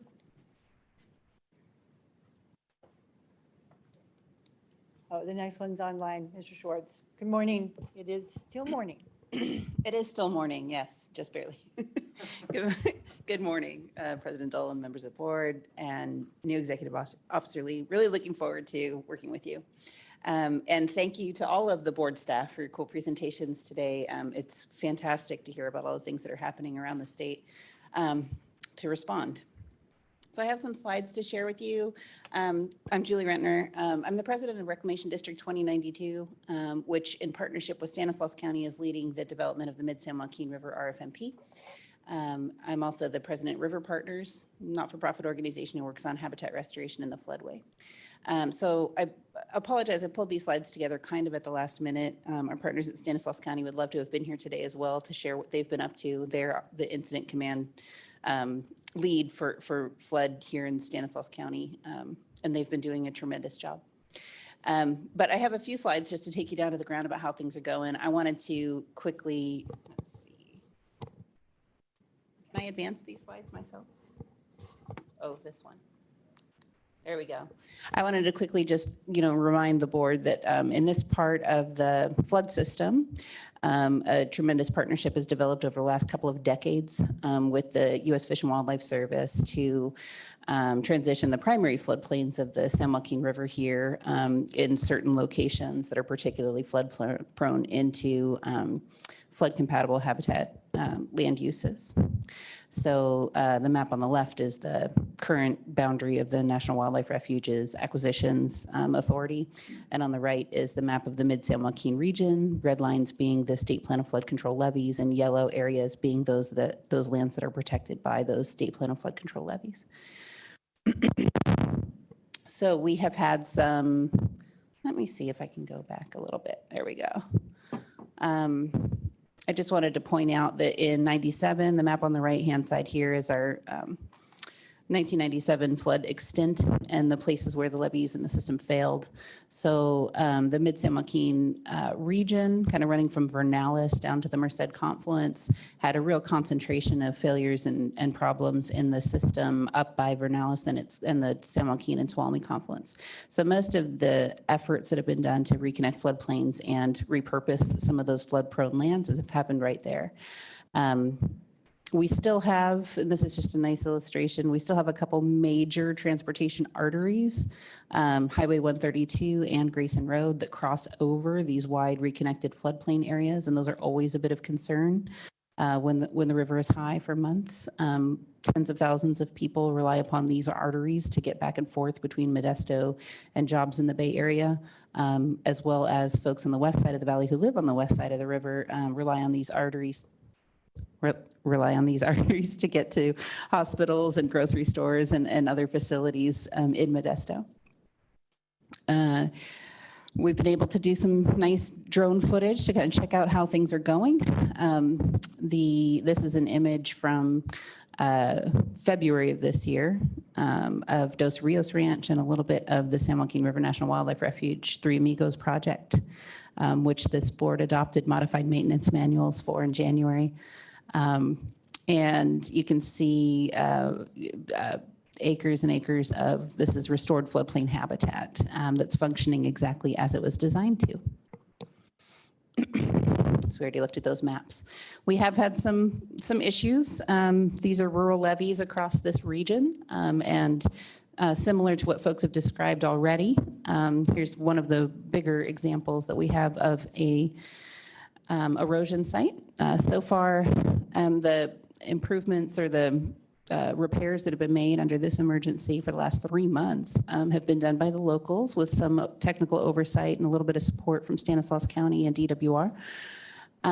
So what you're looking at here is kind of similar to, I think, what Tom was presenting with pipe penetrations are a real issue in rural levees. So this is a fairly significant pipe penetration through the levee that was conveying water, somehow got overtopped or compromised and started eroding. So as soon as this was discovered, it's kind of hard to see in the image, but there's a lot of water flowing right through the bottom of this levee here.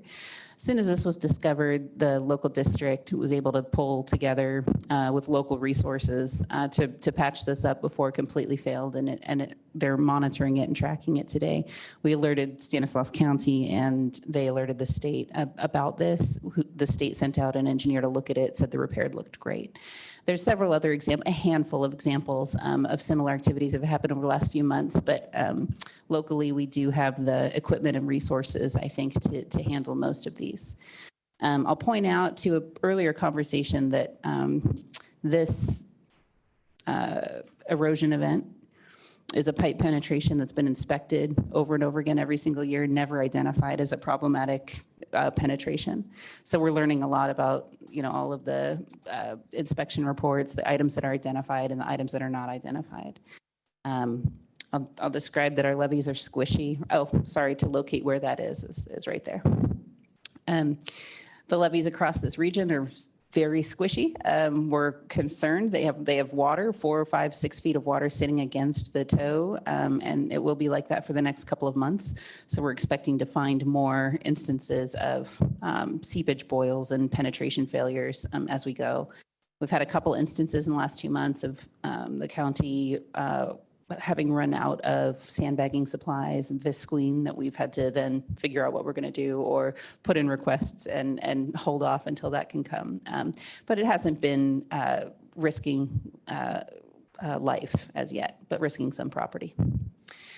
Real quickly, just to show you those abandoned levees now at the Three Amigos project and what they look like. You can see water is expanding to the edge of this is functionally the edge of the natural floodplain of the San Joaquin River. The levee is kind of where the head of that arrow is.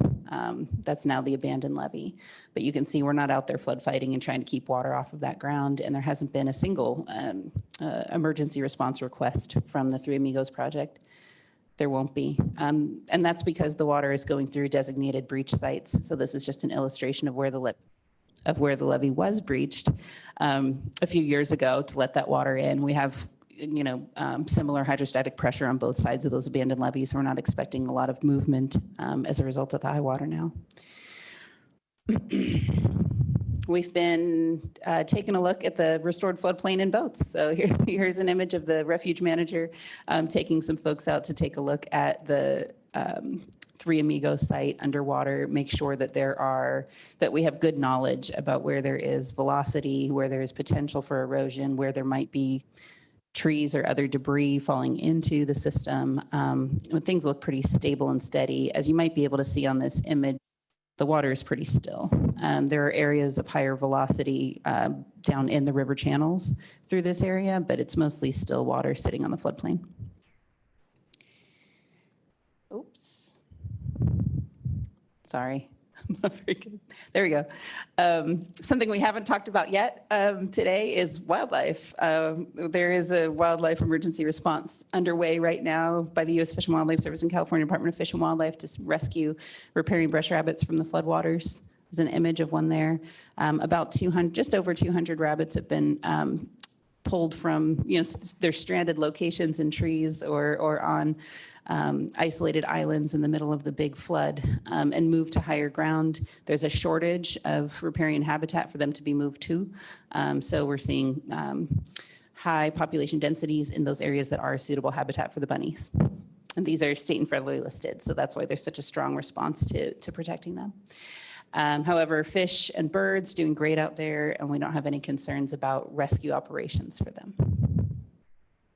Okay, this is my last slide. I wanted to kind of make the point that yes, there's these issues that I've described are happening within the state plan of flood control area. There's a whole lot happening upstream as well that I just want to touch on generally. And we can talk about these if members have questions. So within the state plan of flood control, we have, of course, widespread seepage and lots of boils that locals are watching, paying careful attention to, and the emergency response system is working.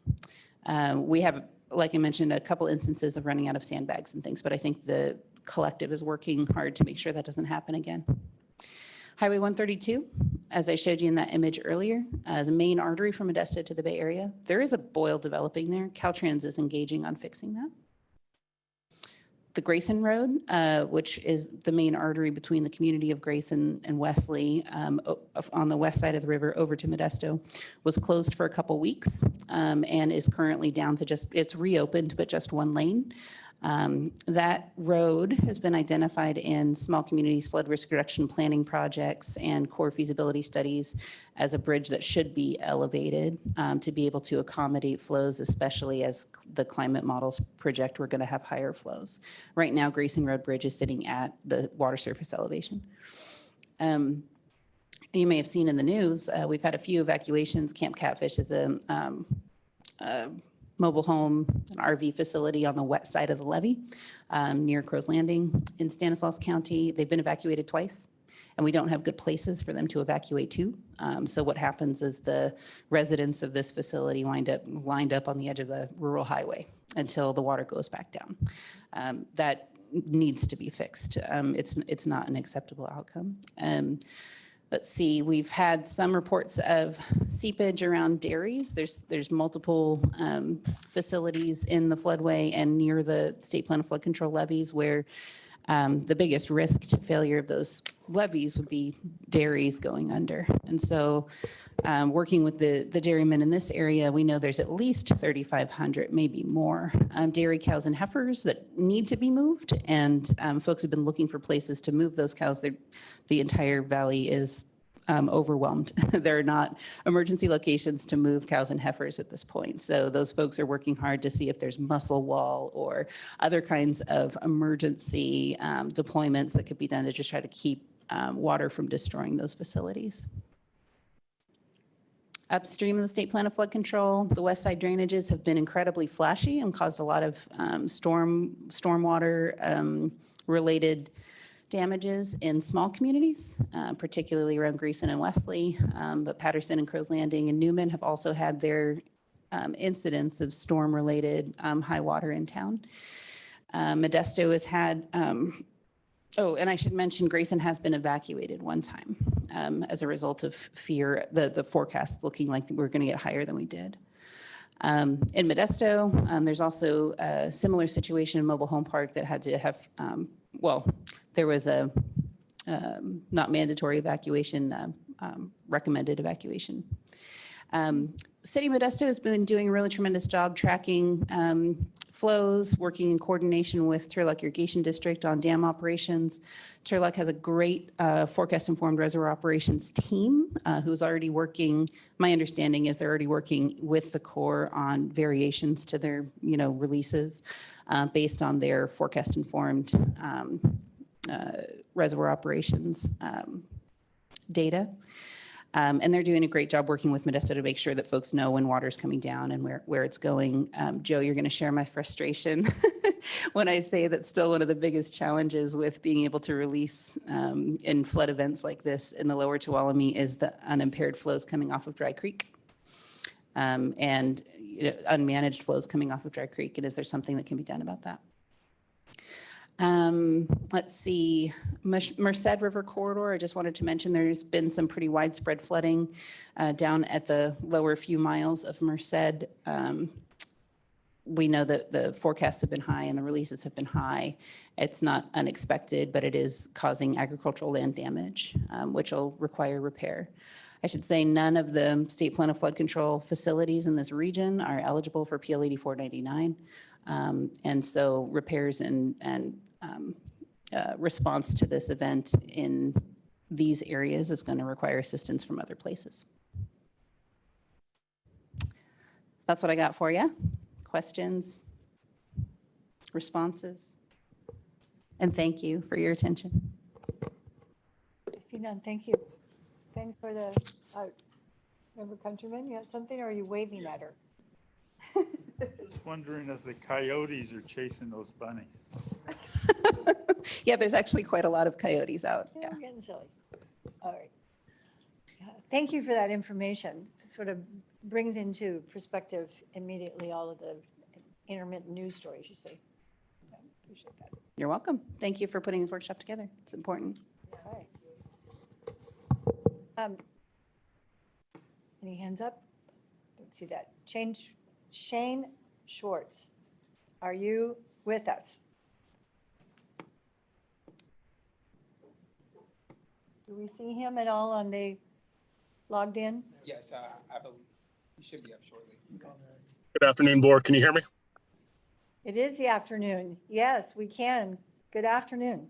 Good afternoon, board and staff. This is Shane Schwartz with the Lower San Joaquin Levee District calling in from the right bank of the San Joaquin River, just admiring all the flood flow that's coming out of Friant. Right now, we are continuing on working with the Army Corps and also the Bureau of Reclamation in correspondence with keeping track of all the flood flows that's coming into the system. I just want to say that I admire all the presentations before and, listen to Julie's presentation as well as where all this water is actually going. So I'm sorry I don't have a map on the screen, but you did see some pictures from staff of earlier flood fighting sessions along the Lower San Joaquin Levee District. And just a reminder, the Lower San Joaquin Levee District is approximately 192 miles long. It encompasses over 3 different counties. Just to the west of Fresno City, we pick up the San Joaquin River just northwest of Kerman, and then we follow it up to the bifurcation where we control the flood flows out of Friant on the San Joaquin River and divert those flood flows onto the Chowchilla bypass so Fireball does not get flooded out, along with Dos Palos, Los Banos, etc. So moving on forward on that, we are still in a constant flood fight. Around the clock right now, I have 6 full-time levee district employees that we are managing our levee patrols. Right now, in the last week, Friant under the Bureau of Reclamation has been releasing 9,000 CFS just to get those elevations of water down off the San Joaquin River floodshed. Right now, the watershed they're measuring about 3.5 million acre foot is in that San Joaquin River basin.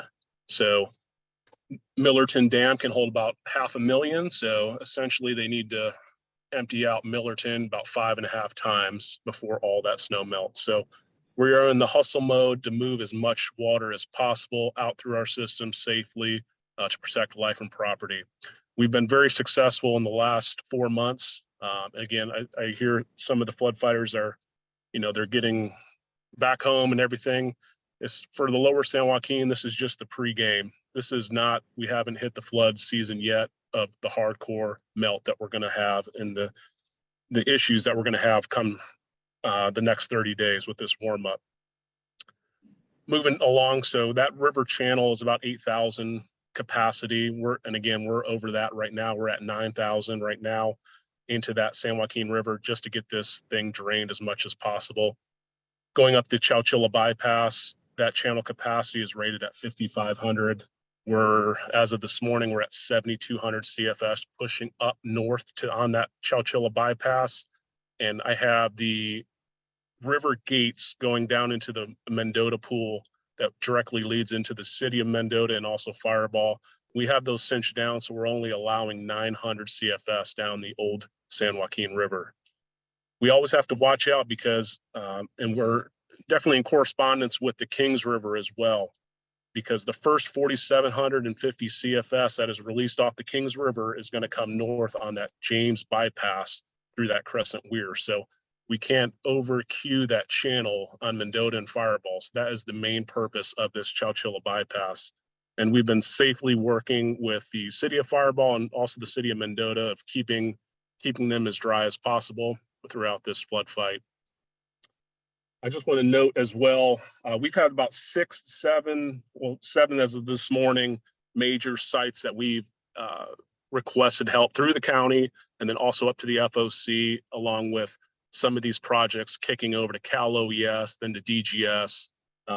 We've had some major sites that we've had repaired in the last 4 months. And excuse me, the days are running crazy because it's the last 4 months is truly what we've been trying to protect. So I just want to say thank you much to the flood board, also DWR for assisting us, and especially the flood fight specialists, answering our phone calls, asking our questions. We are the local maintaining agency on the ground. We're throwing those sandbags like crazy in certain areas and certain boils that are uncontrollable. But again, those major sites that we are having assistance with the state, getting the rock with what we need done is essential to our moving forward and keeping this and getting ready for this huge flood that's going to be coming, the flood flow, excuse me. But other than that, and again, I'm sorry that I have no presentation up on the screen to show you kind of what we entail. But again, it's the San Joaquin River and we go all the way up to the Merced River. So that's where our end of our jurisdiction ends. And I just want to point out to the flood board members that came out and saw me about 4 or 5 months ago. And, I was showing you a dry channel and, there was some questions. Is this ever flood? Where's the water? And I'll tell you what, it is bank to bank and we're safely pushing this water out and protecting life and property, especially in that spot where I showed you that 18.5 bridge of that scouring. It almost looked like the Grand Canyon. That bridge is now closed through Caltrans and they deem that as unsafe. The whole erosion on each side of that bridge basically blew out with that initial surge in January. And we're also monitoring another bridge that Caltrans closed on Washington Avenue in Merced County. So as of right now, we got 2 major vital bridges closed in our area of response. But again, we're working with the county and also Cal OES to basically safely operate. And that is the end of my report. And if there's any questions. Thank you for being with us. Thank you for being with us. I'm remembering when we did the site visit and then with the nearly daily photos that you send, it really helps me understand the difference between being dry and being flooded. Vice President Valens? Thank you.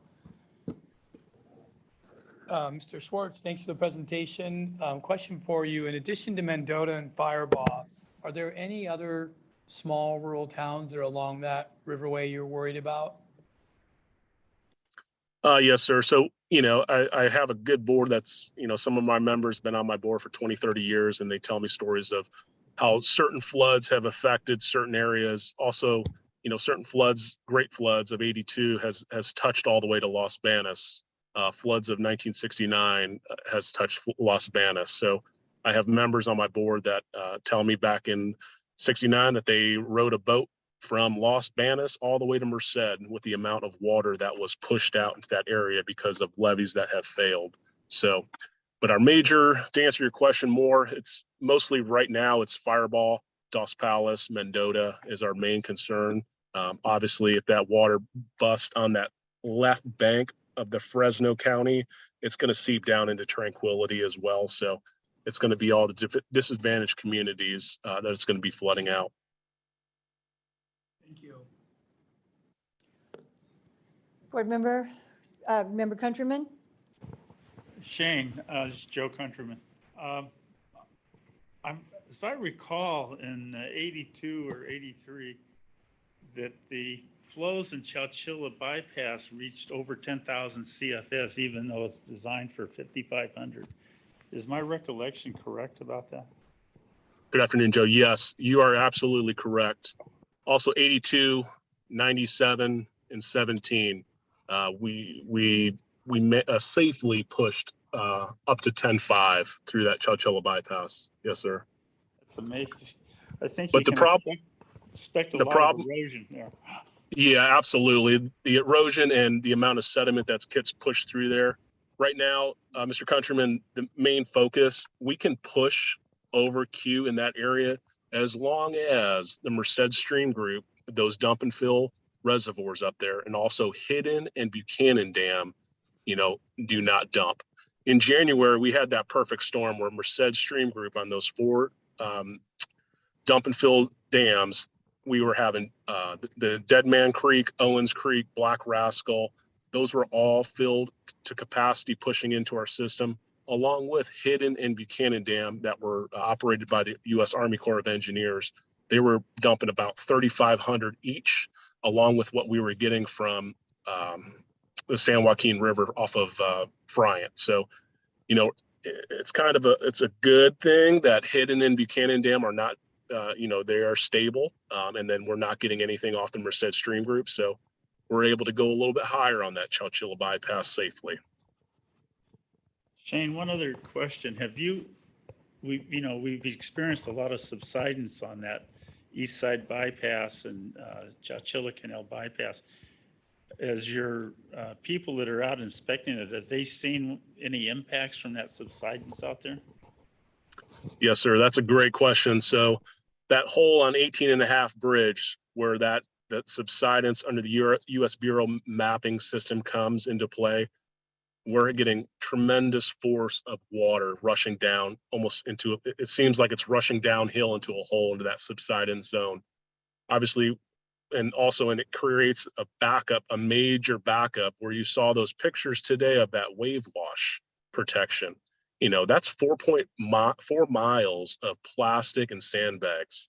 That's 45,000 sandbags on that right bank just in 3.5 miles. So what you're saying is we're getting a lot of flow quickly pushing into those gates of that Chowchilla bypass, tremendous force and quickness of that flow going down into the subsidence zone. And then also, when it comes out of that pit of that subsidence area, it slows down and basically pools out and sheets across, and it puts more pressure on those levees upstream. So yeah, it creates issues both ends and also in that center where that bridge is blowing out as well. So yeah, it's multiple areas that's creating issues. Shane, thank you so much for this briefing and for your team's efforts along there. You have a monumental task ahead of you. Thank you, Mr. Countryman. Mr. Schwartz? Board members, we have one more presenter. We're going to take a break, Mr. Sabagian, and then we'll go to DWR. I'm very happy you're here. Thank you for your patience. Megan Nagy. Good afternoon. Good afternoon. I had to look at the clock Yes. to remind myself. I do have a presentation to bring up. I took some slides from coordinating committee that we had done earlier this year and freshened those up and updated them through the March storms and added some extra details. As those are coming up, it was nice to hear about your staff going out and getting that experience. I think if anything we learned, we need as many people as we can with experience in flood fighting.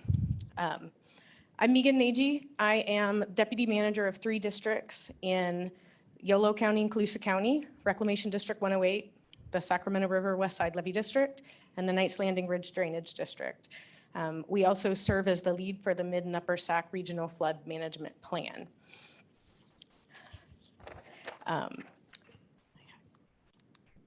Okay, so the Mid and Upper Sac region is consisting of 7 counties, the lower being Yolo County up to Tehama County. So this is the region that we cover. We have, as President Dolan mentioned, the Mid and Upper Sac region has done a tremendous amount of efforts in flood preparedness. And so we've really benefited from that during these storms.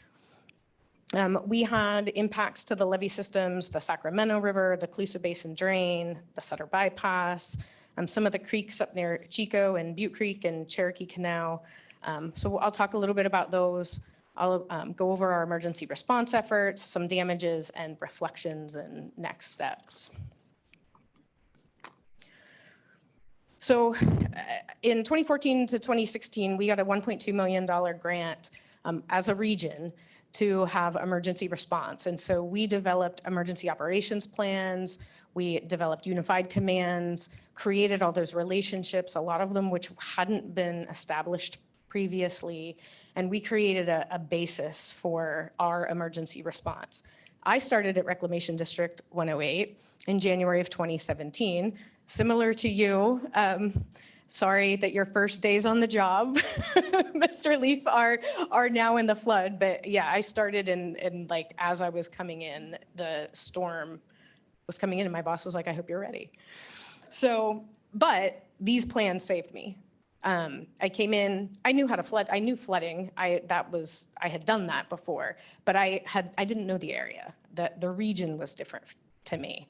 And so these plans really helped me understand and know who to talk to and what to do and what our trigger points were, what our problem areas are. And so I can't stress enough that how important it is to keep these plans current. Because the other thing you learn is every flood's different, right? And so we learn something new every time and we have to update these every time. But they're invaluable. And then so we got, that was the initial grant. We did get follow-on grants. Part of those grants were to create regional stockpiles. We have Connex boxes full of supplies that are throughout the region, as well as regional rock stockpiles. And so all of those supplies have been used throughout these flood events from 2017 to this year. We've done training, we've conducted exercises. And so all of that has been good. Another tool that we have learned that we've used every year, we talk about resources getting depleted. Our farmers, our landowners, they're always reaching out to us when they see the river coming up, saying, what can we do? And so our region developed what we call just-in-time training. It's flood fight training that is web-based. They're in short clips on how to do flood fighting. And we were able, those landowners that reached out to us this year, we were able to bring them in the next day, train them up, and they were ready to go and help us by the next day if we needed them. So it was fantastic. As far as the issues within our region, in the upper Sacramento area, we did reach danger stage.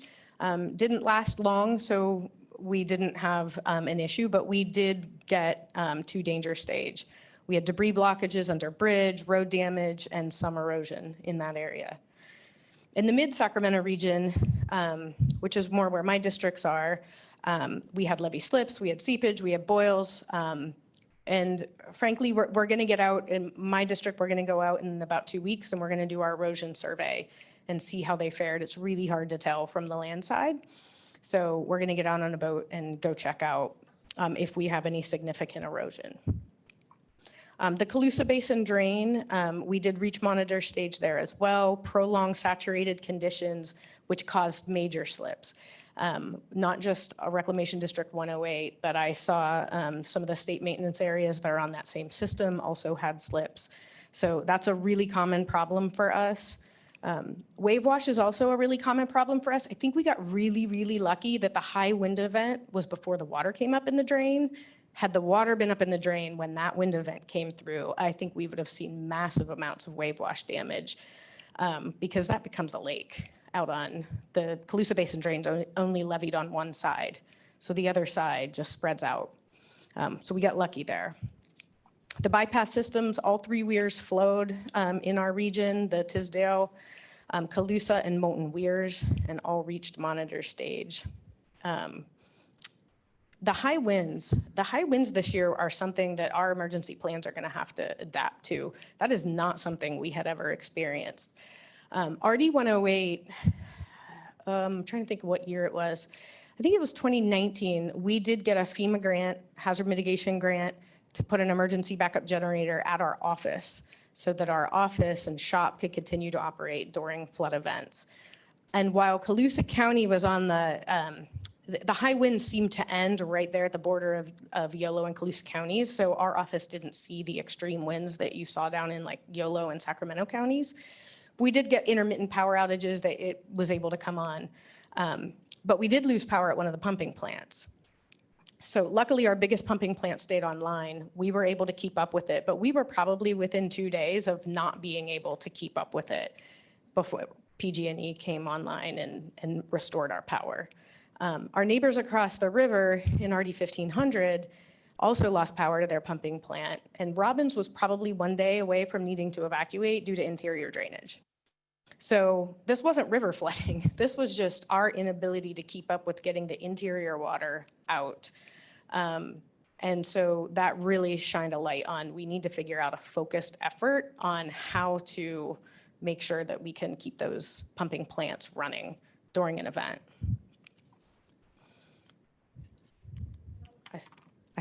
I talked before I moved the slides. So I think I've already hit most of this. We've seen all of the damage, the slips, seepage, boils, erosion. We've pretty much seen it all during this flood event. So I'll walk you through some pictures of my district's damages. One of these sites or 1 or 2 of these sites you've seen, the other ones are new. All of these have been submitted to the Corps through your staff for rehabilitation assistance. So we're hopeful that these will be able to get repaired as part of that program. On RD 108, they're all slips ranging in various size. It's really hard to get pictures of levee damage. You really can't appreciate it until you're out there. So they might not look as dramatic, but, or some of them, others are quite clear. But there, you can see this is a foot, the crack is a foot deep. It goes, a third of the way into the crown. It's quite long and it kind of waves in and out. And you can see the bulge where the levee started to slip. You can visually see it out there. Here's another one. This one's particularly hard to get a good picture of, but you can kind of see the bulge there. This one is, again, 300 feet long. The maximum depth was a 15-inch deep crack. So these are all pretty big slips. This one, while it wasn't quite as long or deep, it goes almost the way across the crown. This is 3/4 of the way across the crown.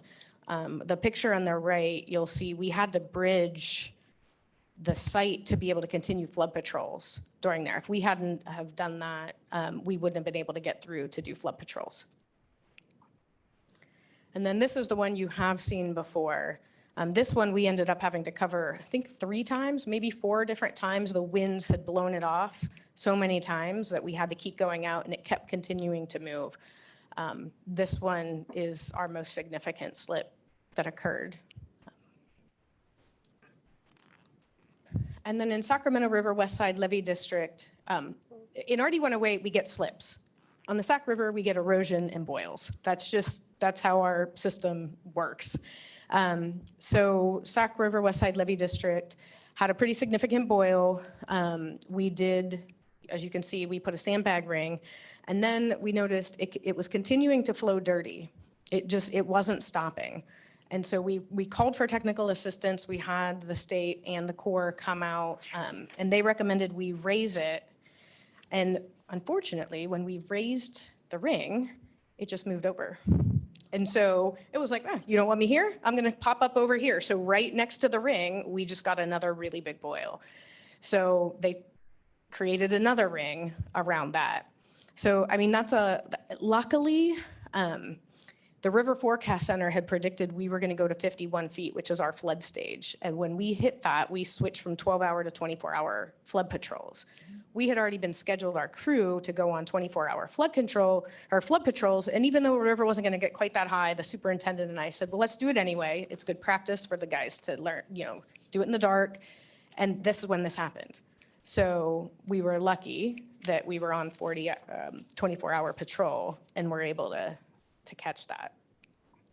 There are some other damages that are creeping up in the region that haven't been submitted yet. I think we'll see more once the Corps opens the official timeline yet, because that hasn't been, this is all kind of preliminary at this point. But I do think you'll see more. So based on that, I want to hit on RD 108. We had PL 8499 rehabilitation in 2017. 2019, and now we are going to be submitting sites in 2023. And our experiences have been quite varied. And so I want to hit on this and hoping that you guys can help us get it executed in the way it's intended. So these are I put together a little table of timelines. The blue are what the policy says are supposed to be the timelines. The real intent of PL 8499 is to repair the damages before the next flood season, so you don't have to go through a flood season with damages, right? So there's a notice to public sponsors, that's 30 days. The Corps develops what they call the PIR, that's basically their approval document. That's supposed to take 40 days. It has to go through an approval process of 10. A cooperation agreement has to get executed between you and the Corps. And 60 days from the time the PIR is approved, there's supposed to be a construction award. That's per the policy. And if you can see in 2017, they were pretty darn close. Yeah, the PIR took a little longer to develop, but they only took 40 days from the time of approval to award those contracts. And frankly, I think it was a little better than that. I didn't have the actual award date. I just have the first correspondence that their contractor had with me. So it might even have been a little less than 40 days that they achieved. So it's definitely possible they've done it. But then you look at 2019. And so the public sponsor notice was same, but we're like 10 times higher in the amount of time that we're taking to fix the site. So I have 2 damaged sites on the Colusa Basin drain still from the 2019 flood event that haven't been repaired. And so we're going to get to a point where we have so many damaged sites on the Colusa Basin drain, it's going to be difficult to maintain. It's going to be difficult to flood fight. And so my plea to you is, how do we work together to make 2017 happen again? How do we make it work together to do that? And we have a part, and we're absolutely willing to be part of that solution, but we need help. On our horizon, we're not, we're communicating on that. It's resources and response. Well, explain to me though, it's supposed to take 40 days to develop the PIR, and it looks like he had 3 years. What happened? Who did what? Federal delay, Who didn't do something? DC level. It actually doesn't go to DC. The district creates the PIR and it goes to division for approval. If you don't have resources from the top, you can't do it. Yeah. That might be a workshop topic.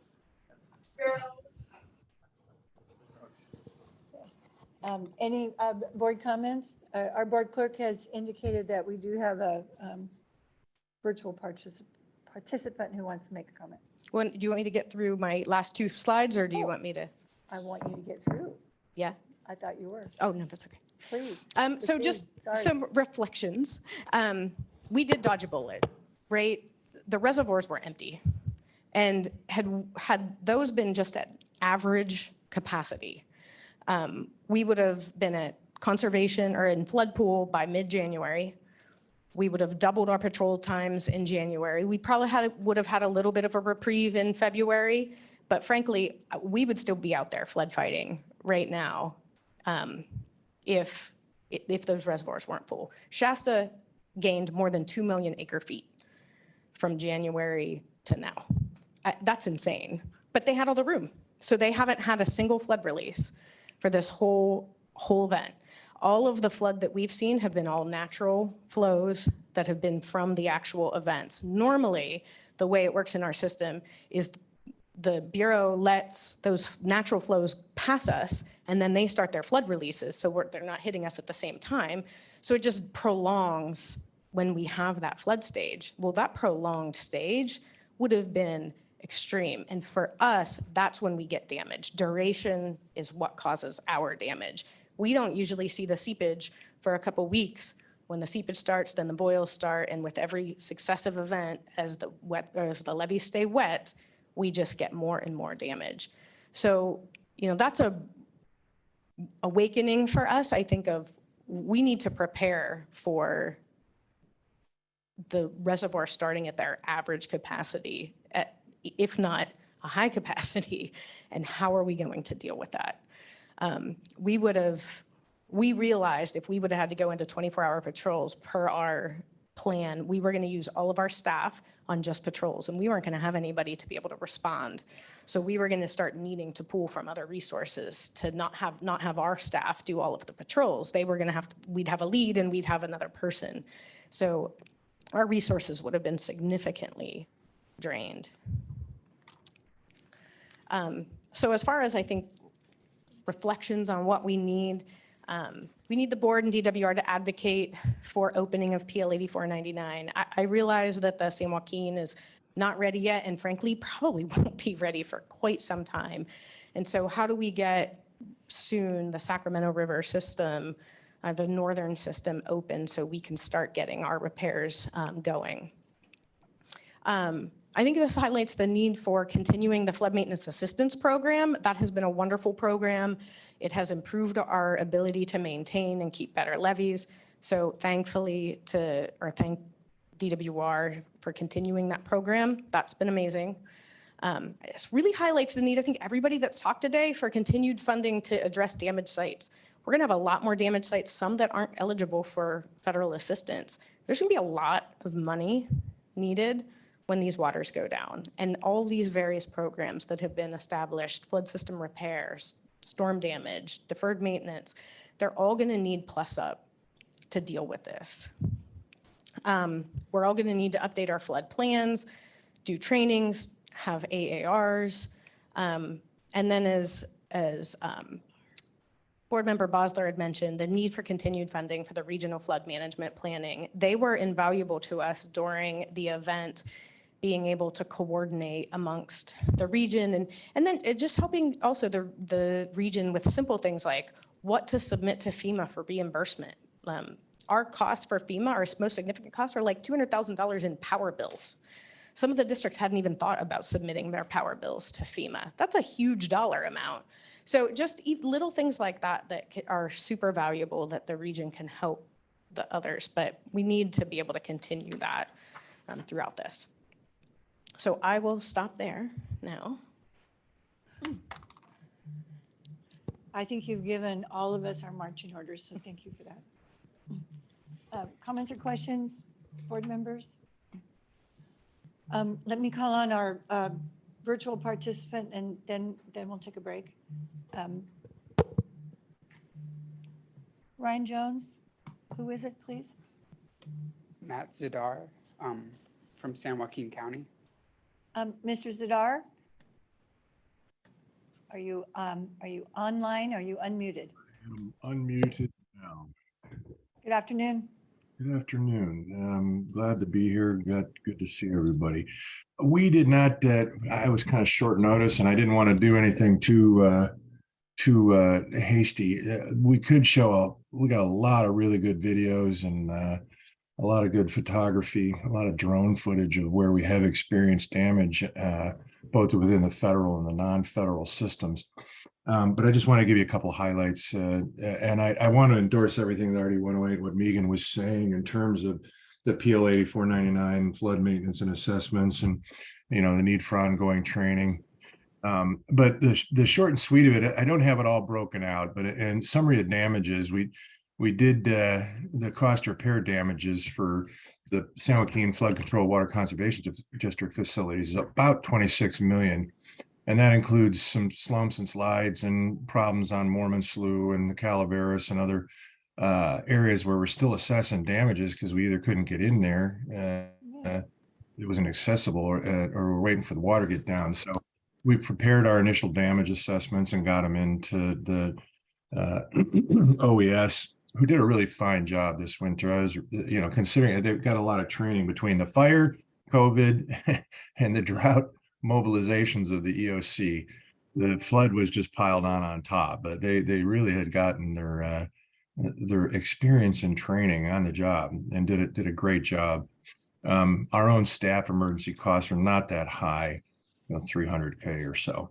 As a majority of the damage sustained by the district are federal projects, and we are active in the PL 8499 program and eligible for rehab assistance. We have to apply to USACE rehab and get rejected before we can go after FEMA. So we're observing and backing up some of the same issues that you've heard about that we're experiencing in acceptance of our applications for assistance. And we really, as of I think yesterday, the PL 84 had not been open. We're still processing stuff from 2017, I understand. I didn't make a list of those things, but that's the kind of timelines we're dealing with. 2017 was a while ago, and we're still getting some fixes done. Based on our FEMA disaster scoping meeting, that timing hopefully will be sorted out by June, or FEMA and the USACE will need to come up with some sort of accommodation to resolve the timing mismatch. We too experienced loss of power in internal drainage area of Acampo. We ended up a lot of real negative media on that. Some, I think, somewhat unjustified, and the tendency of media to sensationalize things was certainly demonstrated in this case. But we are working closely with Caltrans because we ended up shutting down 99. They did, and putting a plan together to seek some support to do the advanced planning and finish the feasibility studies and design to deal with it's really internal drainage, local flooding, and that causes problems when it backs up down there against the highway. But we really do want to encourage looking at PG&E and working with the other power companies to harden facilities to these areas and make sure that we do have solid backup plans. And I think everybody needs these. And you heard about the pump issues that they've experienced. We did as well. So I'll just say ditto here. We had a lot more trouble with local flooding, not the systemic flooding or the big system flooding, which is what we're worried about now with the snowmelt events. But episodes of flooding in Coral Hollow and a lot of the east side streams, again, causing more local drainage. But we do have to reflect those in our hazard mitigation grant program funding that we'll probably be seeking. Damage to non-state plan of flood control facilities really were primarily in the area of Coral Hollow and the Acampo area, where we did, flood mobile home parks and had problems there and closed 99. Numerous federal project channels were damaged by the high flows and overflows entering into the federal channels. And again, I wish I had brought the photographic evidence, but we just didn't have time to do a perfect preparation. In terms of emergency response, real kudos to the CNRFC and the FOC, and we're tuned in very much to the FOC and what's going on with the reservoir operators, because we're obviously at the tight part of the hourglass down here at Vernalis, and we are up at in monitor stage just below our flood stage, and prolonged high water is obviously going to cause a lot of problems with the levee, just like you heard from RD 108. And there are 100 seeps and boils that we know about down there. And those are mostly, we're the LMA for the county areas and areas where there's not reclamation districts. So we know the reclamation districts are in active flood fights down there in the southern part of the county along the San Joaquin between Vernalis and Mossdale. And we're watching closely and there for mutual aid and support as those situations develop and they are reported and brokered through the EOC. So that just sums up the nickel tour of things. And we do too appreciate you guys having a workshop so that people can let you know what we're all experiencing in common. And there's been some really good discussions through CVFCA. And I know that as a board member there, we want to continue to work very closely with the board and the staff to help resolve some of these issues that are longstanding, you know, whether it's the 408 permitting issues or this stuff around the timing with the PL 8499 or any of the other things that you heard about today. So thank you for your time and appreciate the opportunity to speak to the board. Thank you for your input. There'll be future opportunities for you to have more preparation. Board members? It is now almost 10 minutes to 1. We will recess. We'll take a break. We're not recessing. This will be a break and we'll come back at 1 p.m. Stretch.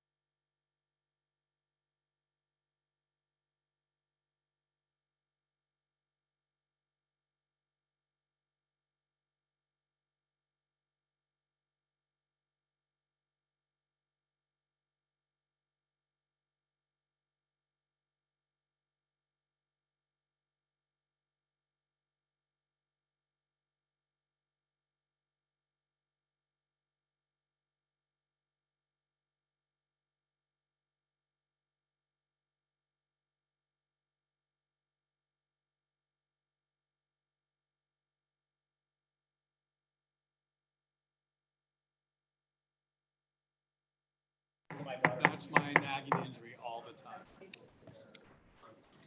That's a 30-second warning.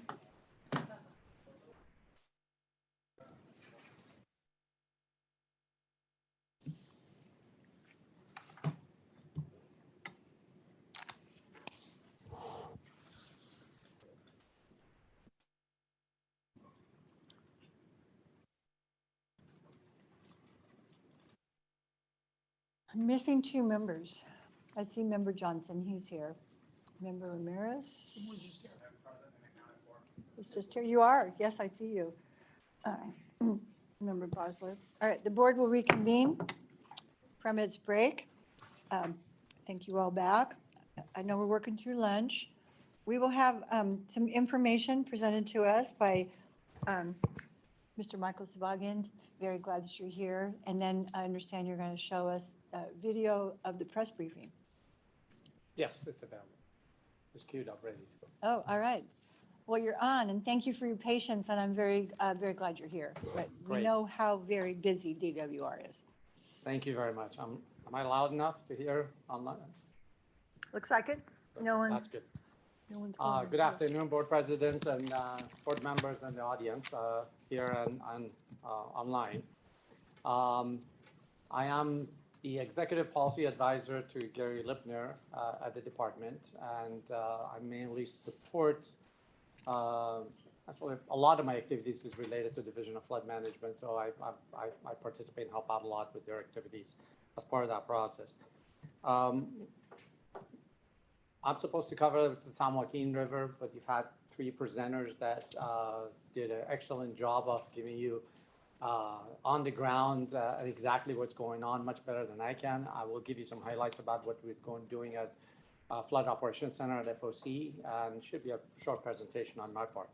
Before I start, one thing I wanted to say, because you had a number of people that participated in FOC from the board, The SIMS, or Standard Emergency Management System, says that, that the disasters that managed at the local level, and anybody that gets deployed to an incident command team or emergency operations center, ICT or EOC, it's important to understand they lose their designation. Doesn't matter which department, division they come from, or their classification title that they have. That's important to understand because, for example, if Mr. Michael Wright gets deployed to Yuba County EOC to do levee patrol, that's what he's doing. He's no longer a board staff or an executive officer anymore. So that's important to understand. That's in the structure. So we have people in the office that are principal engineers reporting to senior as part of the organization. That's just the way it goes. As part of that, we try to obviously deploy as many people as we can. The department is very much overwhelmed. The people that normally do this, they're heavily taxed at this point. We have two main teams and a backup team that gets deployed to Flood Operations Center. Those guys have been going full force for several months now. We're looking to relieve them as much as we can. So we certainly appreciate the board sending some staff to help out with that activity. We hope that you continue to support us if we tap into, because this thing is not going away till June, July timeframe. It's going to continue. We anticipate having the Flood Operations Center active through this event. We did deactivate after the January event, but reactivated since as of March 9th, and we have not deactivated since then. Our Department Operations Center is also active, and the State Operations Center obviously is active. The only exception to what I just said is some department liaisons that get deployed. For example, the State Operations Center always has liaisons from various state departments like Caltrans, CHP, and others. But right now they have representatives from Department of Correction over there because it's prisons down in Cochrane. So they have representatives over there, or we have representatives in some of the EOCs, DWR does, such as the Tulare right now, we have representatives over there. That is a liaison to work back and forth. Then they're within that department classification that they represent that department. Anyhow, going back to my presentation, as you guys are aware, our largest reservoirs and flood system is in northern part of the state, which normally gets most of our rain and snow. In these January and March events, it did not.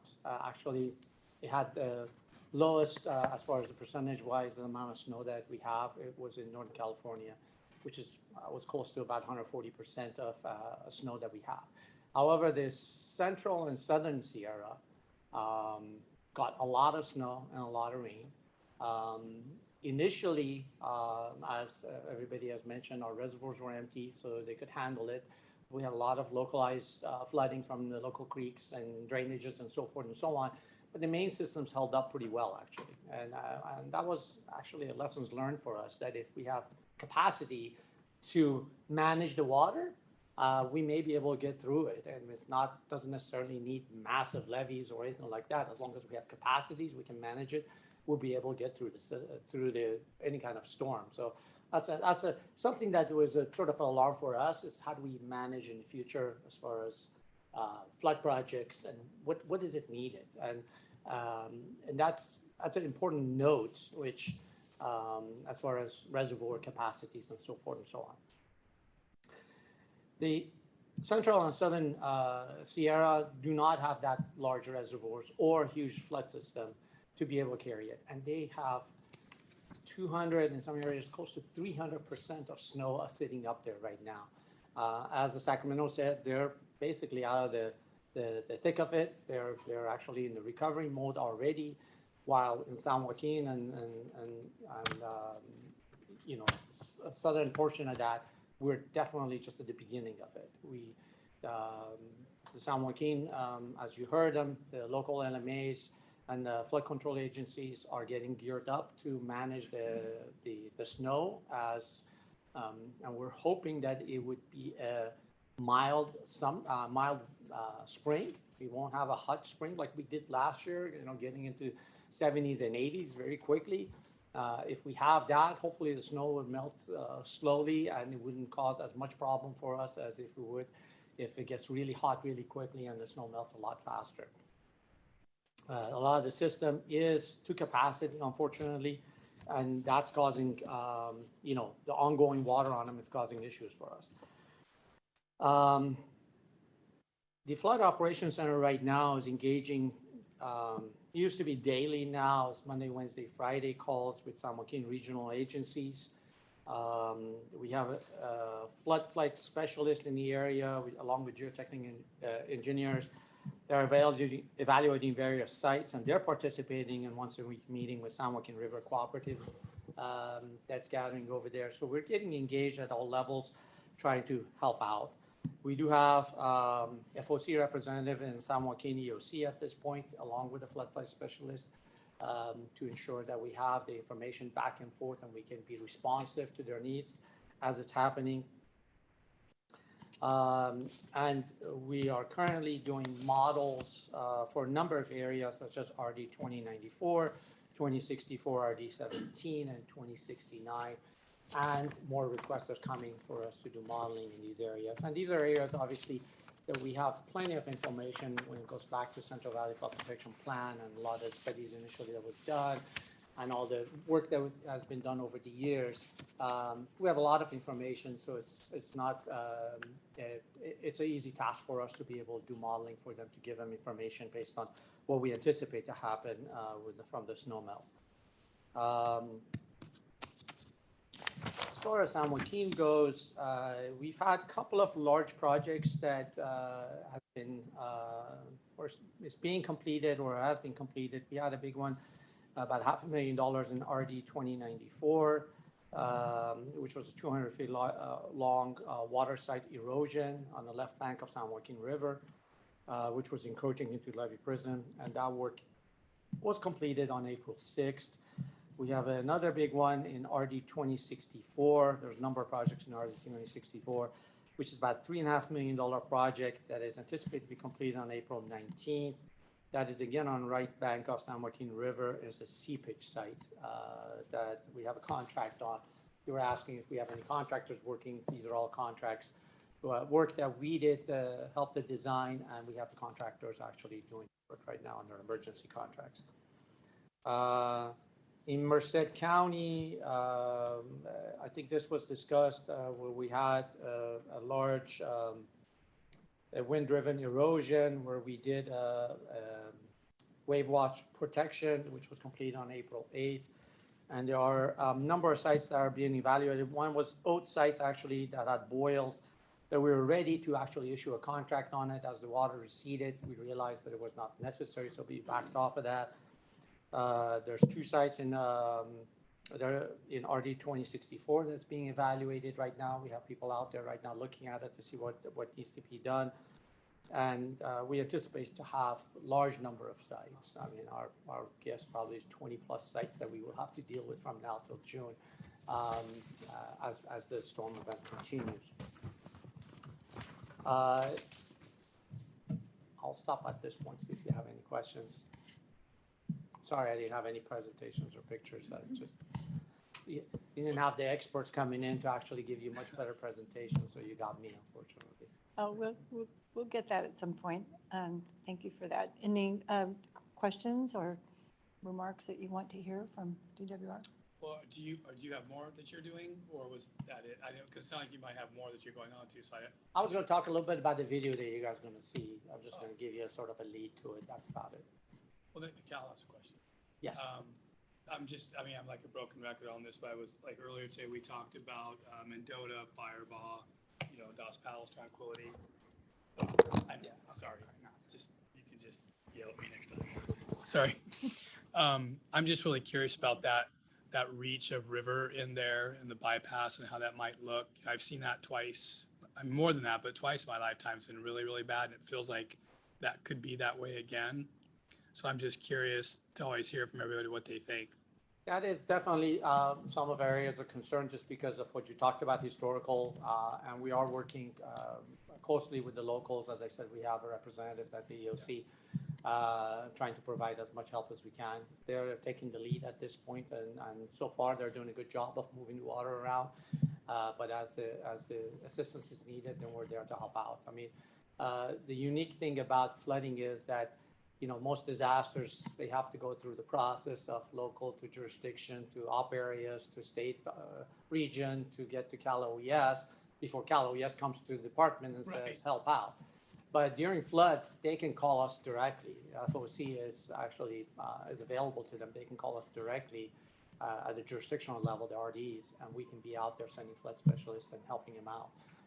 And we do that often. I mean, the only time they generally go to OES is when we tell them something and they don't like it, and they go to OES wanting something different. So I guess I would just close saying that, we want to do a good job of trying to stay out of your way while you're so busy. So thanks for being here.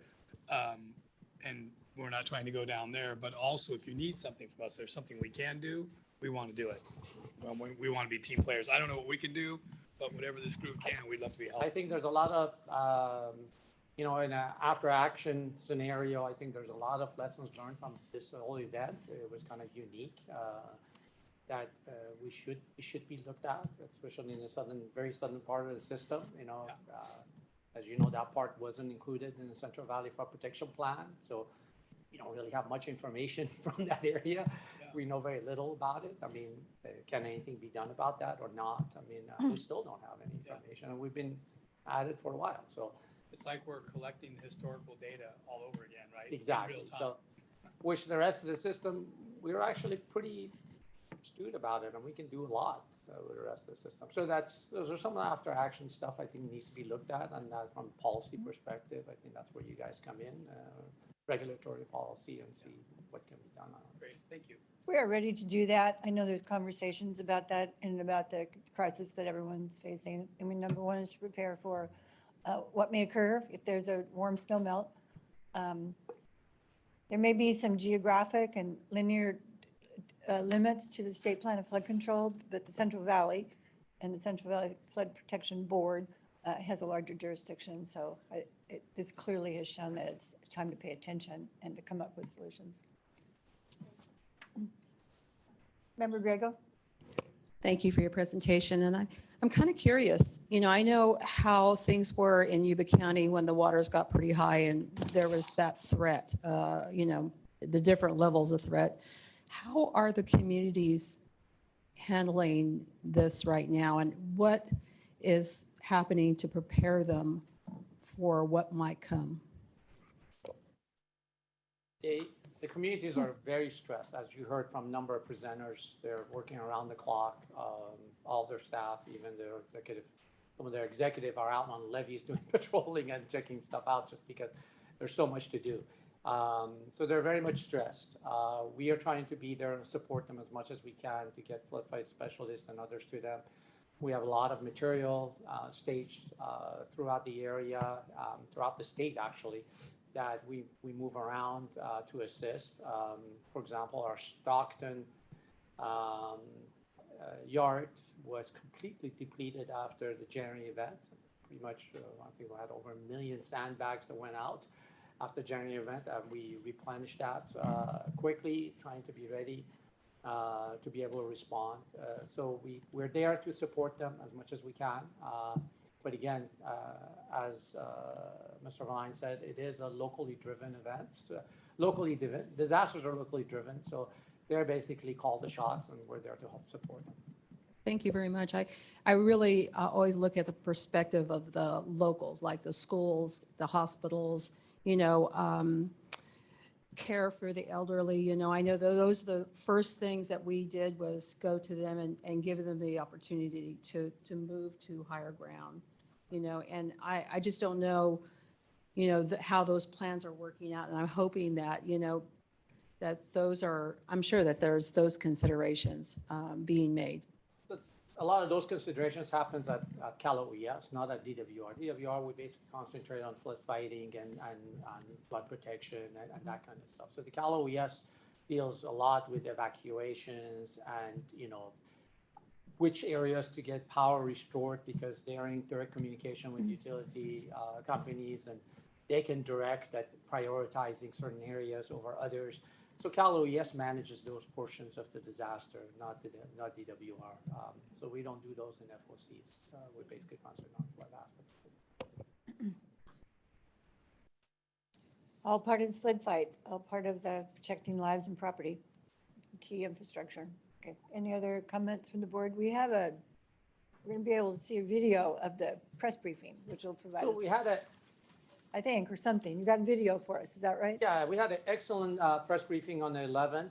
It was about snow melt runoff forecast. We had 4 experts that talked. We had Dr. Michael Anderson, our meteorologist, Mr. David Rosario, our hydrology manager, Miss Jenny Fram from U.S. Army Corps of Water Management. She spoke, and Mr. Jeremy Eric, our flood management division manager. All 4 of them spoke. They did an excellent job covering it. There's no point in me saying anything about it. I just want to let you know that that press briefing was recorded and it was saved, so it was made available. It's not like on YouTube or anything like that, but there's a link that I provided, Mr. Ryan, that it can play for you. The whole thing is about an hour and a half because it has questions and answers at the end. But the actual briefing is 40 minutes. So I want to make sure you're okay with watching it for 40 minutes. The whole briefing is about 40 minutes long. I'm okay with it, board. Going through the 4. Yeah. So I want you to be aware of it. It's something that, you have the link. I sent it to Mr. Ryan so you can watch it later or watch the question and answers. There was a lot of good questions and answers during that process. So you can watch later if you didn't get a chance to directly look at the briefing. But there's a lot of good interactions even there that you may want to look at. But I think it's queued up for it to start, right? Now's your time to say no, board.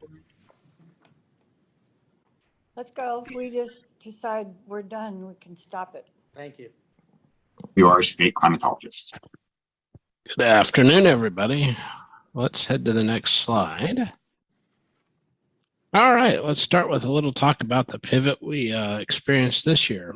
Got a bit of a slow start to the water, you see on the left. Really looking like we were headed towards year 4 of the drought, but then right after Christmas, things really opened up. And as you see on the right, on April 1st, we really have a really strong footprint of wet with the heaviest parts being seen between San Francisco Bay and the South Coast. Given that, that's also where we have the heaviest snow as well as the highest mountains in the Sierra Nevada. Let's go to the next slide. All right, so just to look, for those who are interested in how many atmospheric rivers and where, this is the latest graphic from our colleagues at the Center for Western Weather and Water Extremes, really showing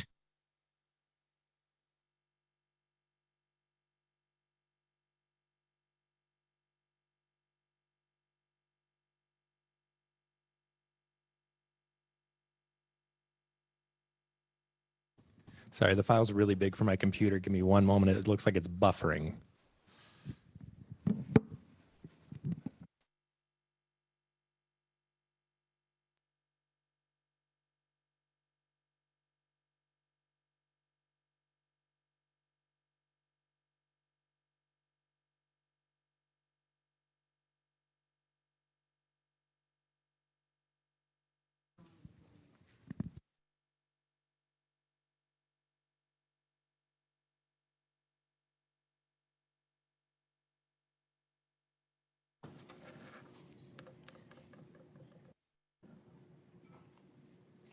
Is our meeting still being recorded? It is still Okay, being so recorded. what's being Yes. recorded is air time.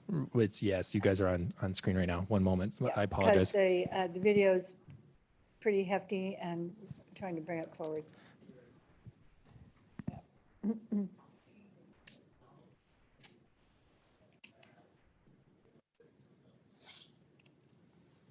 Our technical folks are working on it. I can assure you I'm not one.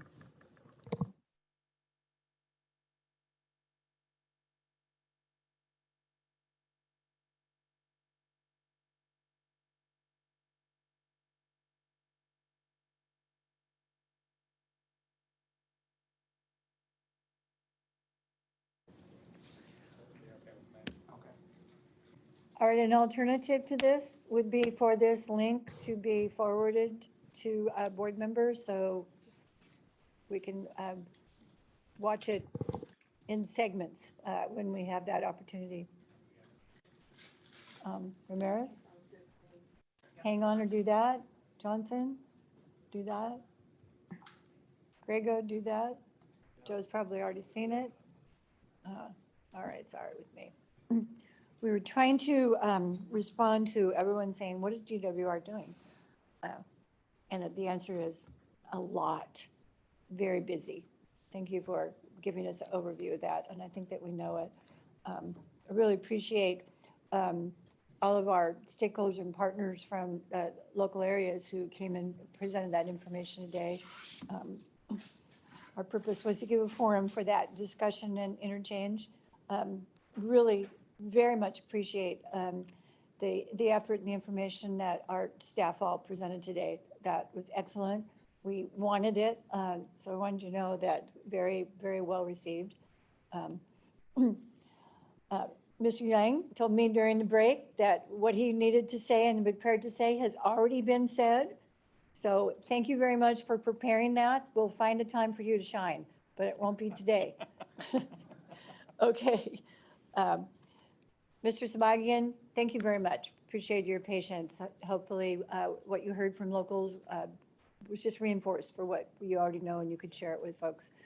And yes, we are all available when are necessary for the Flood Operations Center and to be activated and to help. That's what we will do when we're called upon. And after action in the future, we have a lot of work together. We've got this amazing Central Valley Flood Protection Plan to implement, and we have a wider area to begin to understand and to incorporate into preparation and solutions. So we will. So the next thing on our agenda is public comment. Every agenda that we have is to ask if anyone wants to say something to us that was not agendized and for which we will listen but are not able to act. Mr. Jones says that we have two that have indicated that. So if you would call the first name, I'd appreciate it. Yes, we received an email from Chris Beck, but I don't see him online at the moment unless he's calling in, and then he can raise his hand. Mr. Beck, are you still with us? I might have worn him out. So I don't see him online, but I do see Mark Portuondo. Mark. Mr. Mark, sorry, I don't want to tackle your last name. If you unmute, we would hear your comment. No problem. That's absolutely A-okay. I do know Mr. Beck, he's an ER doctor, so I'm assuming he had some pressing concerns to handle. If folks can hear me okay, I do have earbuds in, so I'll try to not make it sound like I'm in a cave. We can hear you. Okay, great. Thank you. President Dolan, honorable board members, CEO Leaf, thank you very much. My name is Mark Portuondo, Mr. Mark. I'm a resident on Surfside Way, adjacent to the Sacramento levee, where SREL construction work has been ongoing. I do not know what phase we are in anymore. I apologize. I know that we're in maintenance area 9.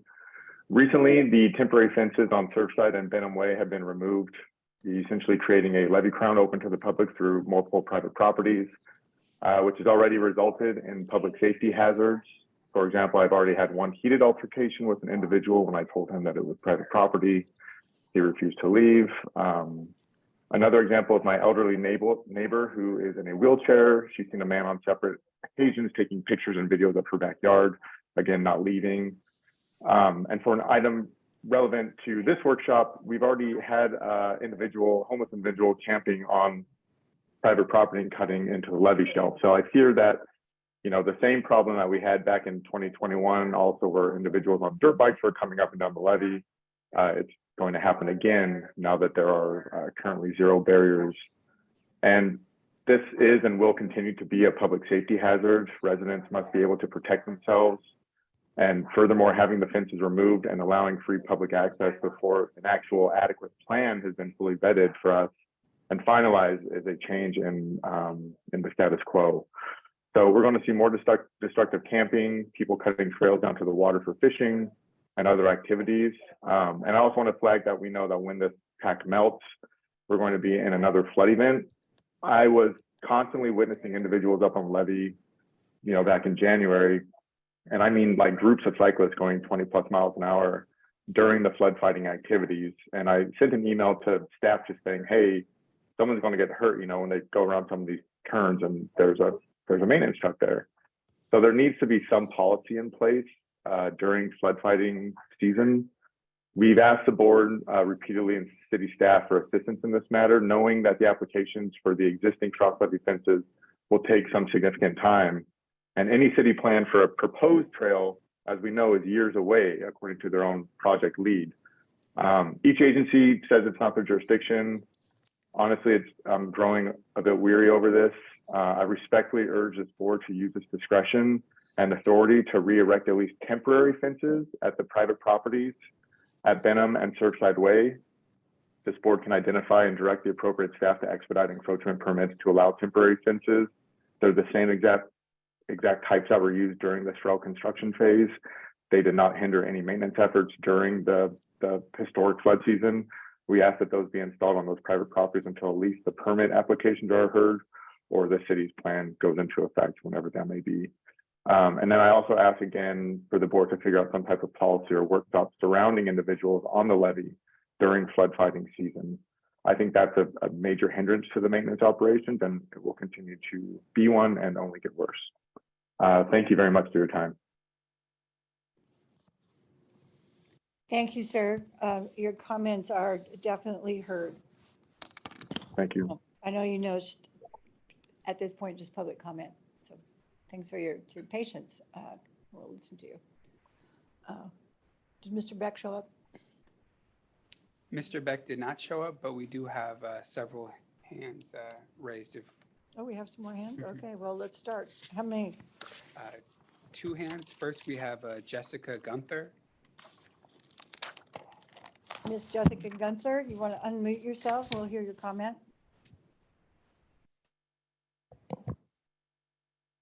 Going once.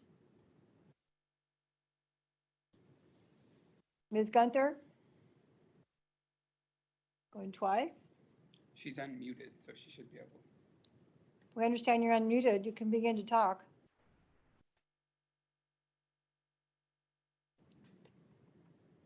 Apparently not. Next one. The next one is Andrew. A single name, Andrew? Yes. Andrew? Yes, can you hear me? Yes. Mr. Andrew, what is your comment? Yes. Yes, I'd like to, thanks again for the opportunity to speak during this public comment period. I too am a resident on Surfside Way and have the levee in my bordering my backyard. And I just want to add to Mr. Mark's comments about just the severity of the concern of what's going on the levee during this time. And just want to also add my comment that I'd like to see the process of getting these temporary fences erected, getting the permit process expedited. So thank you for the opportunity. Understood. We're just calling you Mr. Andrew for now, so we have that. Is there any others, Mr. Jones? That's all. Okay, that's it. So the last call there for Jessica Gunther, where we're going to proceed. 1, 2, 3, 4, 5. Okay, we're going to go on. Mr. Sabagian, do you have a public comment? You guys asked the question earlier. I got an answer. You asked about what CAL FIRE is doing there. They are actually running the Tulare EOC. Okay, the question So was that's the CAL reason FIRE's. that, they right. were asked by Tulare that they needed management help. So Okay. CAL FIRE was deployed to help them out by Cal OES. So it's on almost case by case for counties if they do that. They need to Right, request. that's a request that they put in Cal OES that they needed management help. And Right. it was Right. bigger than they could handle. So Yeah. CAL FIRE, as you guys all know, they can bring Okay. Army. So. Yes, thank you for asking that question and finding that answer. Other agencies above local and regional will come when they're invited. They're not going to show up and say they're taking over. So our experience up north with CAL FIRE's assistance is good, but maybe others don't want it. Okay. we're at a point now for just a round robin discussion of what does the board think they would like to see for future second Friday workshops. We talked before about site visits, which is probably something we're not going to do until flooding is over, but who knows?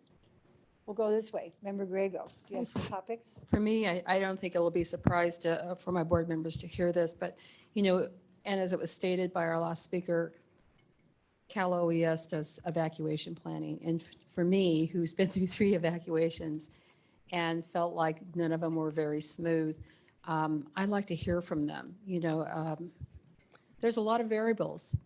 You know, when you evacuate at night, that's a big issue right there versus when you evacuate during the day.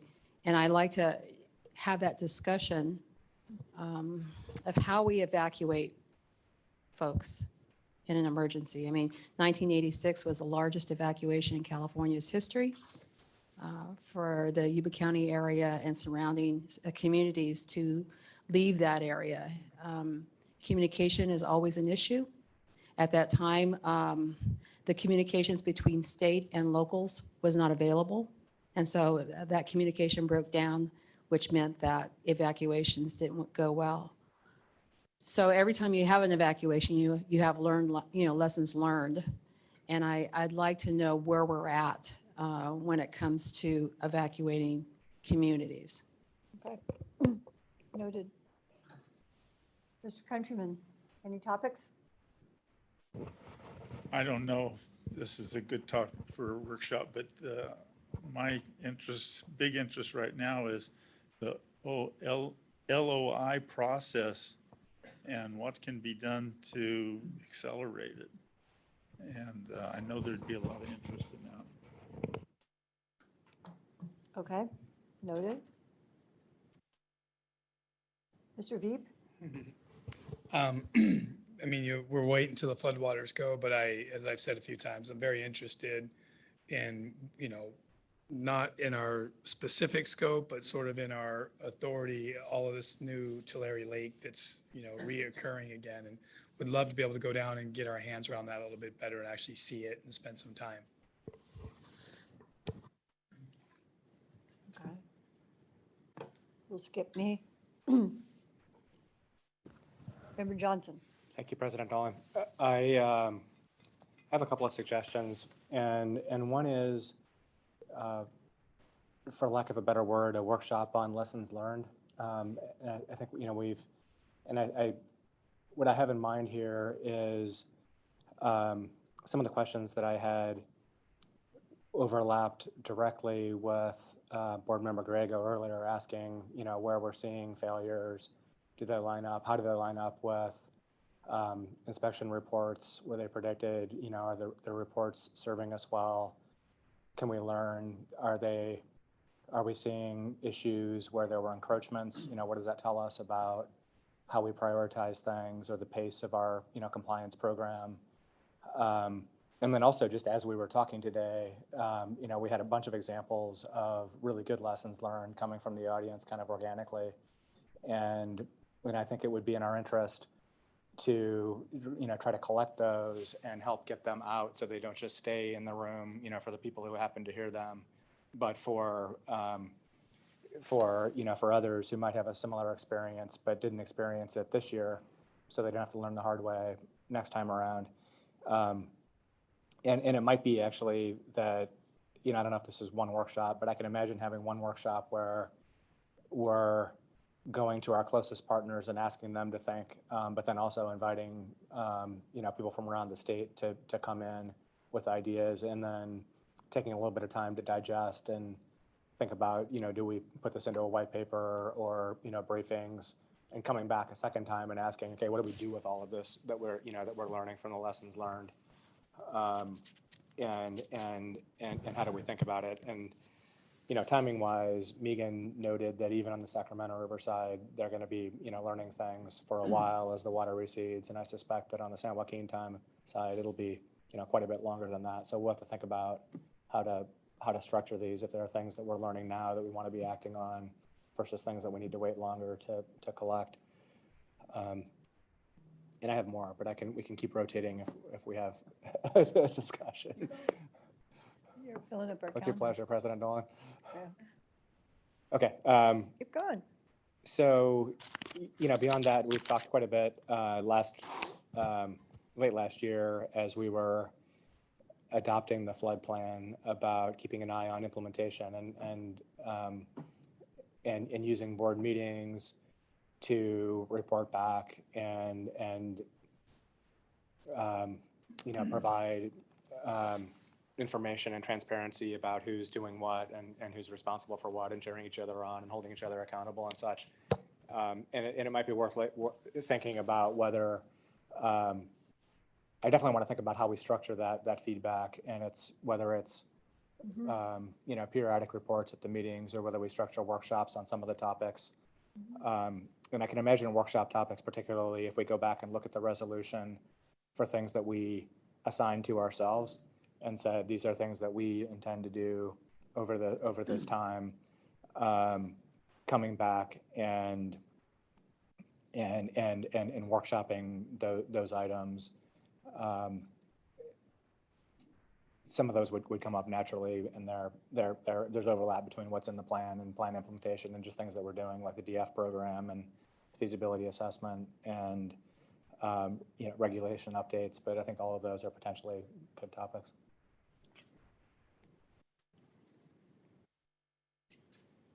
More? Thank you. That's good for now. That was good for 2023. Not really. I've got a few more things there. Mr. Ramirez. Thank you, President Dolan. We were given a time frame, so I assume this was just workshops, right? So I have several. No, just kidding. I'm going to start by echoing our secretary's comments about the resolution. And since Brian and I worked on that with staff, maybe we could take the first shot at trying to highlight some things and pull them out. And Brian suggested some examples already. I'll just suggest one more. We spent quite a bit of time working with the Flood Control Association about one of the components of the resolution that dealt with the varying standards that the state and federal government have and how they relate to future climate scenarios and modeling downstream. And all these things seem particularly of interest given the current water year. But of course, none of us are going to have time for that until we get through this period and probably the next few months. But they do provide really good examples for us to talk about these things. So we'll have another data point, I guess is one way to say it, right? At the far end of the spectrum. Right. And that might help with us prioritizing some of the items in the resolution. These things that were tied to future climate scenarios might be a little more prevalent in everybody's mind after we get through the next few months. So maybe I can volunteer Brian's time and some of mine to work with our staff and DWR to look at those issues and maybe pull some of them forward in a way that might get us started. The other suggestion, I'm going to just echo what our Vice President said about Tulare. It's a place the state has responsibility already and authority. And I know there's been discussion about what else could be done, should be done. It's a little disappointing, honestly, and surprising to have it not come up here yet in any substantive way. I think it's yet. Which is fine. I know people are busy, but this is a really great place to clear the decks, to make use of this public forum, and to share information. I know it's hard to pull that together, and I know that there's a lot of interest from people, and we don't want to get in the way of the work that needs to be done. But it also feels like it's a missed opportunity right now, and it's hard to keep track of all the different things that are happening for everybody, I think, which I get. That said, as time allows and when we're ready and we can do it justice, I think we need to look at that in part because our friend Shane, who just talked about his gigantic responsibility on the San Joaquin River, is going to get a whole bunch more water from this other basin that we seem to have left out of our planning altogether, which seems like a problem and a gap. And so when we do the 2027 update, I'm sure folks are already thinking about this, but it seems like there needs to be some consideration for what might affect the lower San Joaquin Levee District and the people downstream all the way through the Delta. I'll just leave it at that. I think a lot of us have ideas and interests, but I think we should try to find a way to pull those together and that would be constructive and point us forward.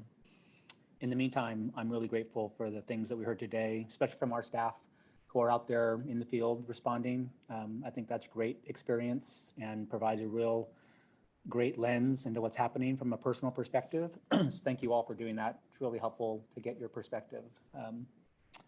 And if we can do something to help, I'm sure you'll let us know, or you'll tell our new executive officer who will tell us what we can do to help.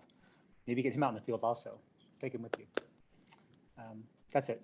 Thank you Not for the until he time. gets to know us. Day 4 might be a little soon. There are things happening, and I'm glad people are taking pictures and there's videos, but some of the things that are happening are things that don't happen very often, maybe in some cases haven't happened before.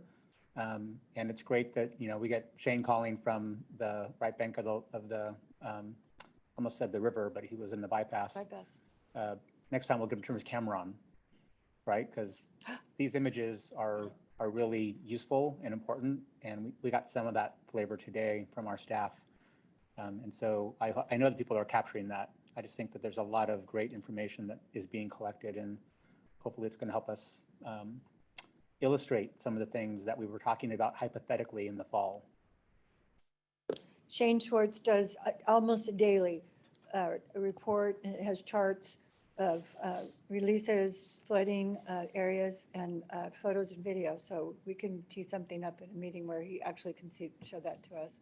Yeah, he's a great example, and there's people like him who are really literally in the middle, right? There's state and federal reservoirs above them, there's local runoff, they've got small towns. There's just a lot to juggle. And Documentation's huge, though. And they do a really good Yes. job of Yeah, juggling. he does. And it also demonstrates what I think all of us know to be true, which is that you can't make a plan during an emergency. They have a plan, and I'm sure that it could use some dusting off, not in terms of how it's implemented, but the fact that it was created a very long time ago. But that plan is huge, right? Megan said that also. You know, you don't build relationships and start from scratch. The RMPs, I'm glad you had them come today, Jane. It's a really great reminder about how important it is to build those bridges in advance and to have those plans in place. It makes a really big difference. So this is, I think, all of it's really useful for us to hear about, and also to think about how we can elevate some of the things that were in our resolution and make them priorities for the 27 update. All right. Member Bosler? She still with us?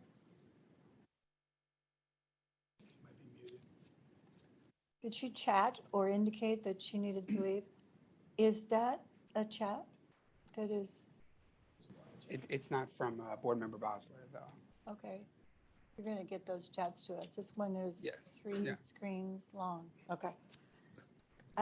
For me, I didn't want to say something that I thought maybe some of you would do, but for me, quickly, a workshop on our plan resolution. So the two of you that helped to write that with the appropriate staff to sort of go through that and determine when that could be scheduled, with the idea of what can be implemented, what do we prioritize, all of those things that you two talked about. I would certainly emphasize that. I'm interested in any time we run out of topics that are of interest to ourselves, or topics that are interest of ourselves and others, that we can use this Friday workshop to organize panel discussions and then truly invite folks to be at another table with us to have more of a roundtable. Of particular interest to me, and I believe of the board, is our modernization of the designated floodway and how very important it is. And I think what we're seeing here with executive orders, the need for everyone to understand and define where floodwaters can go, where it's not into people's homes, on important infrastructure, evacuation routes, or causes danger, damage that's hard to recover. And I would like to see how our effort for the designated floodway can go forward more proactively. And I know it needs resources, so we're working on that. But if we could coordinate and have real-time discussions soon with the Sustainable Groundwater Management Program, who also is looking for areas for water to go for recharge, I think we're a good partner. So I want to have a workshop, if hopefully they will agree that we can figure out how we can work more closely together on those issues. So those are mine for now. Any others? You took a lot of notes. I did. Mr. Leaf, Mr. Wright took notes, President Dolan took notes, and it's recorded. So there we are. Any others? That's good, because someone said, we don't have any topics. And I went, I think we do. So we do. Anyone in the audience want to add a topic? All right, not. Then I believe for our items, we're done. We're going to have a pretty brief closed session. Do you see anything I missed? Mr. Jones, did I miss something? I was given two different agendas this morning, so I was a little discombobulated. Okay. We will, the board will stay here. We'll recess our public session. So any of you that want to go out in the hallway and shut the door and then come back when I say we have no action, that's fine. I expect it to be 15, 20 minutes. That's a hint to you all, but I never know how long they all want to talk. I know how long I want to talk. So any closing remarks from members of the audience? Okay. Or staff? All right. We'll be in recess. I expect we'll be back about 20 minutes after 2 for a very brief adjournment. Thank you all.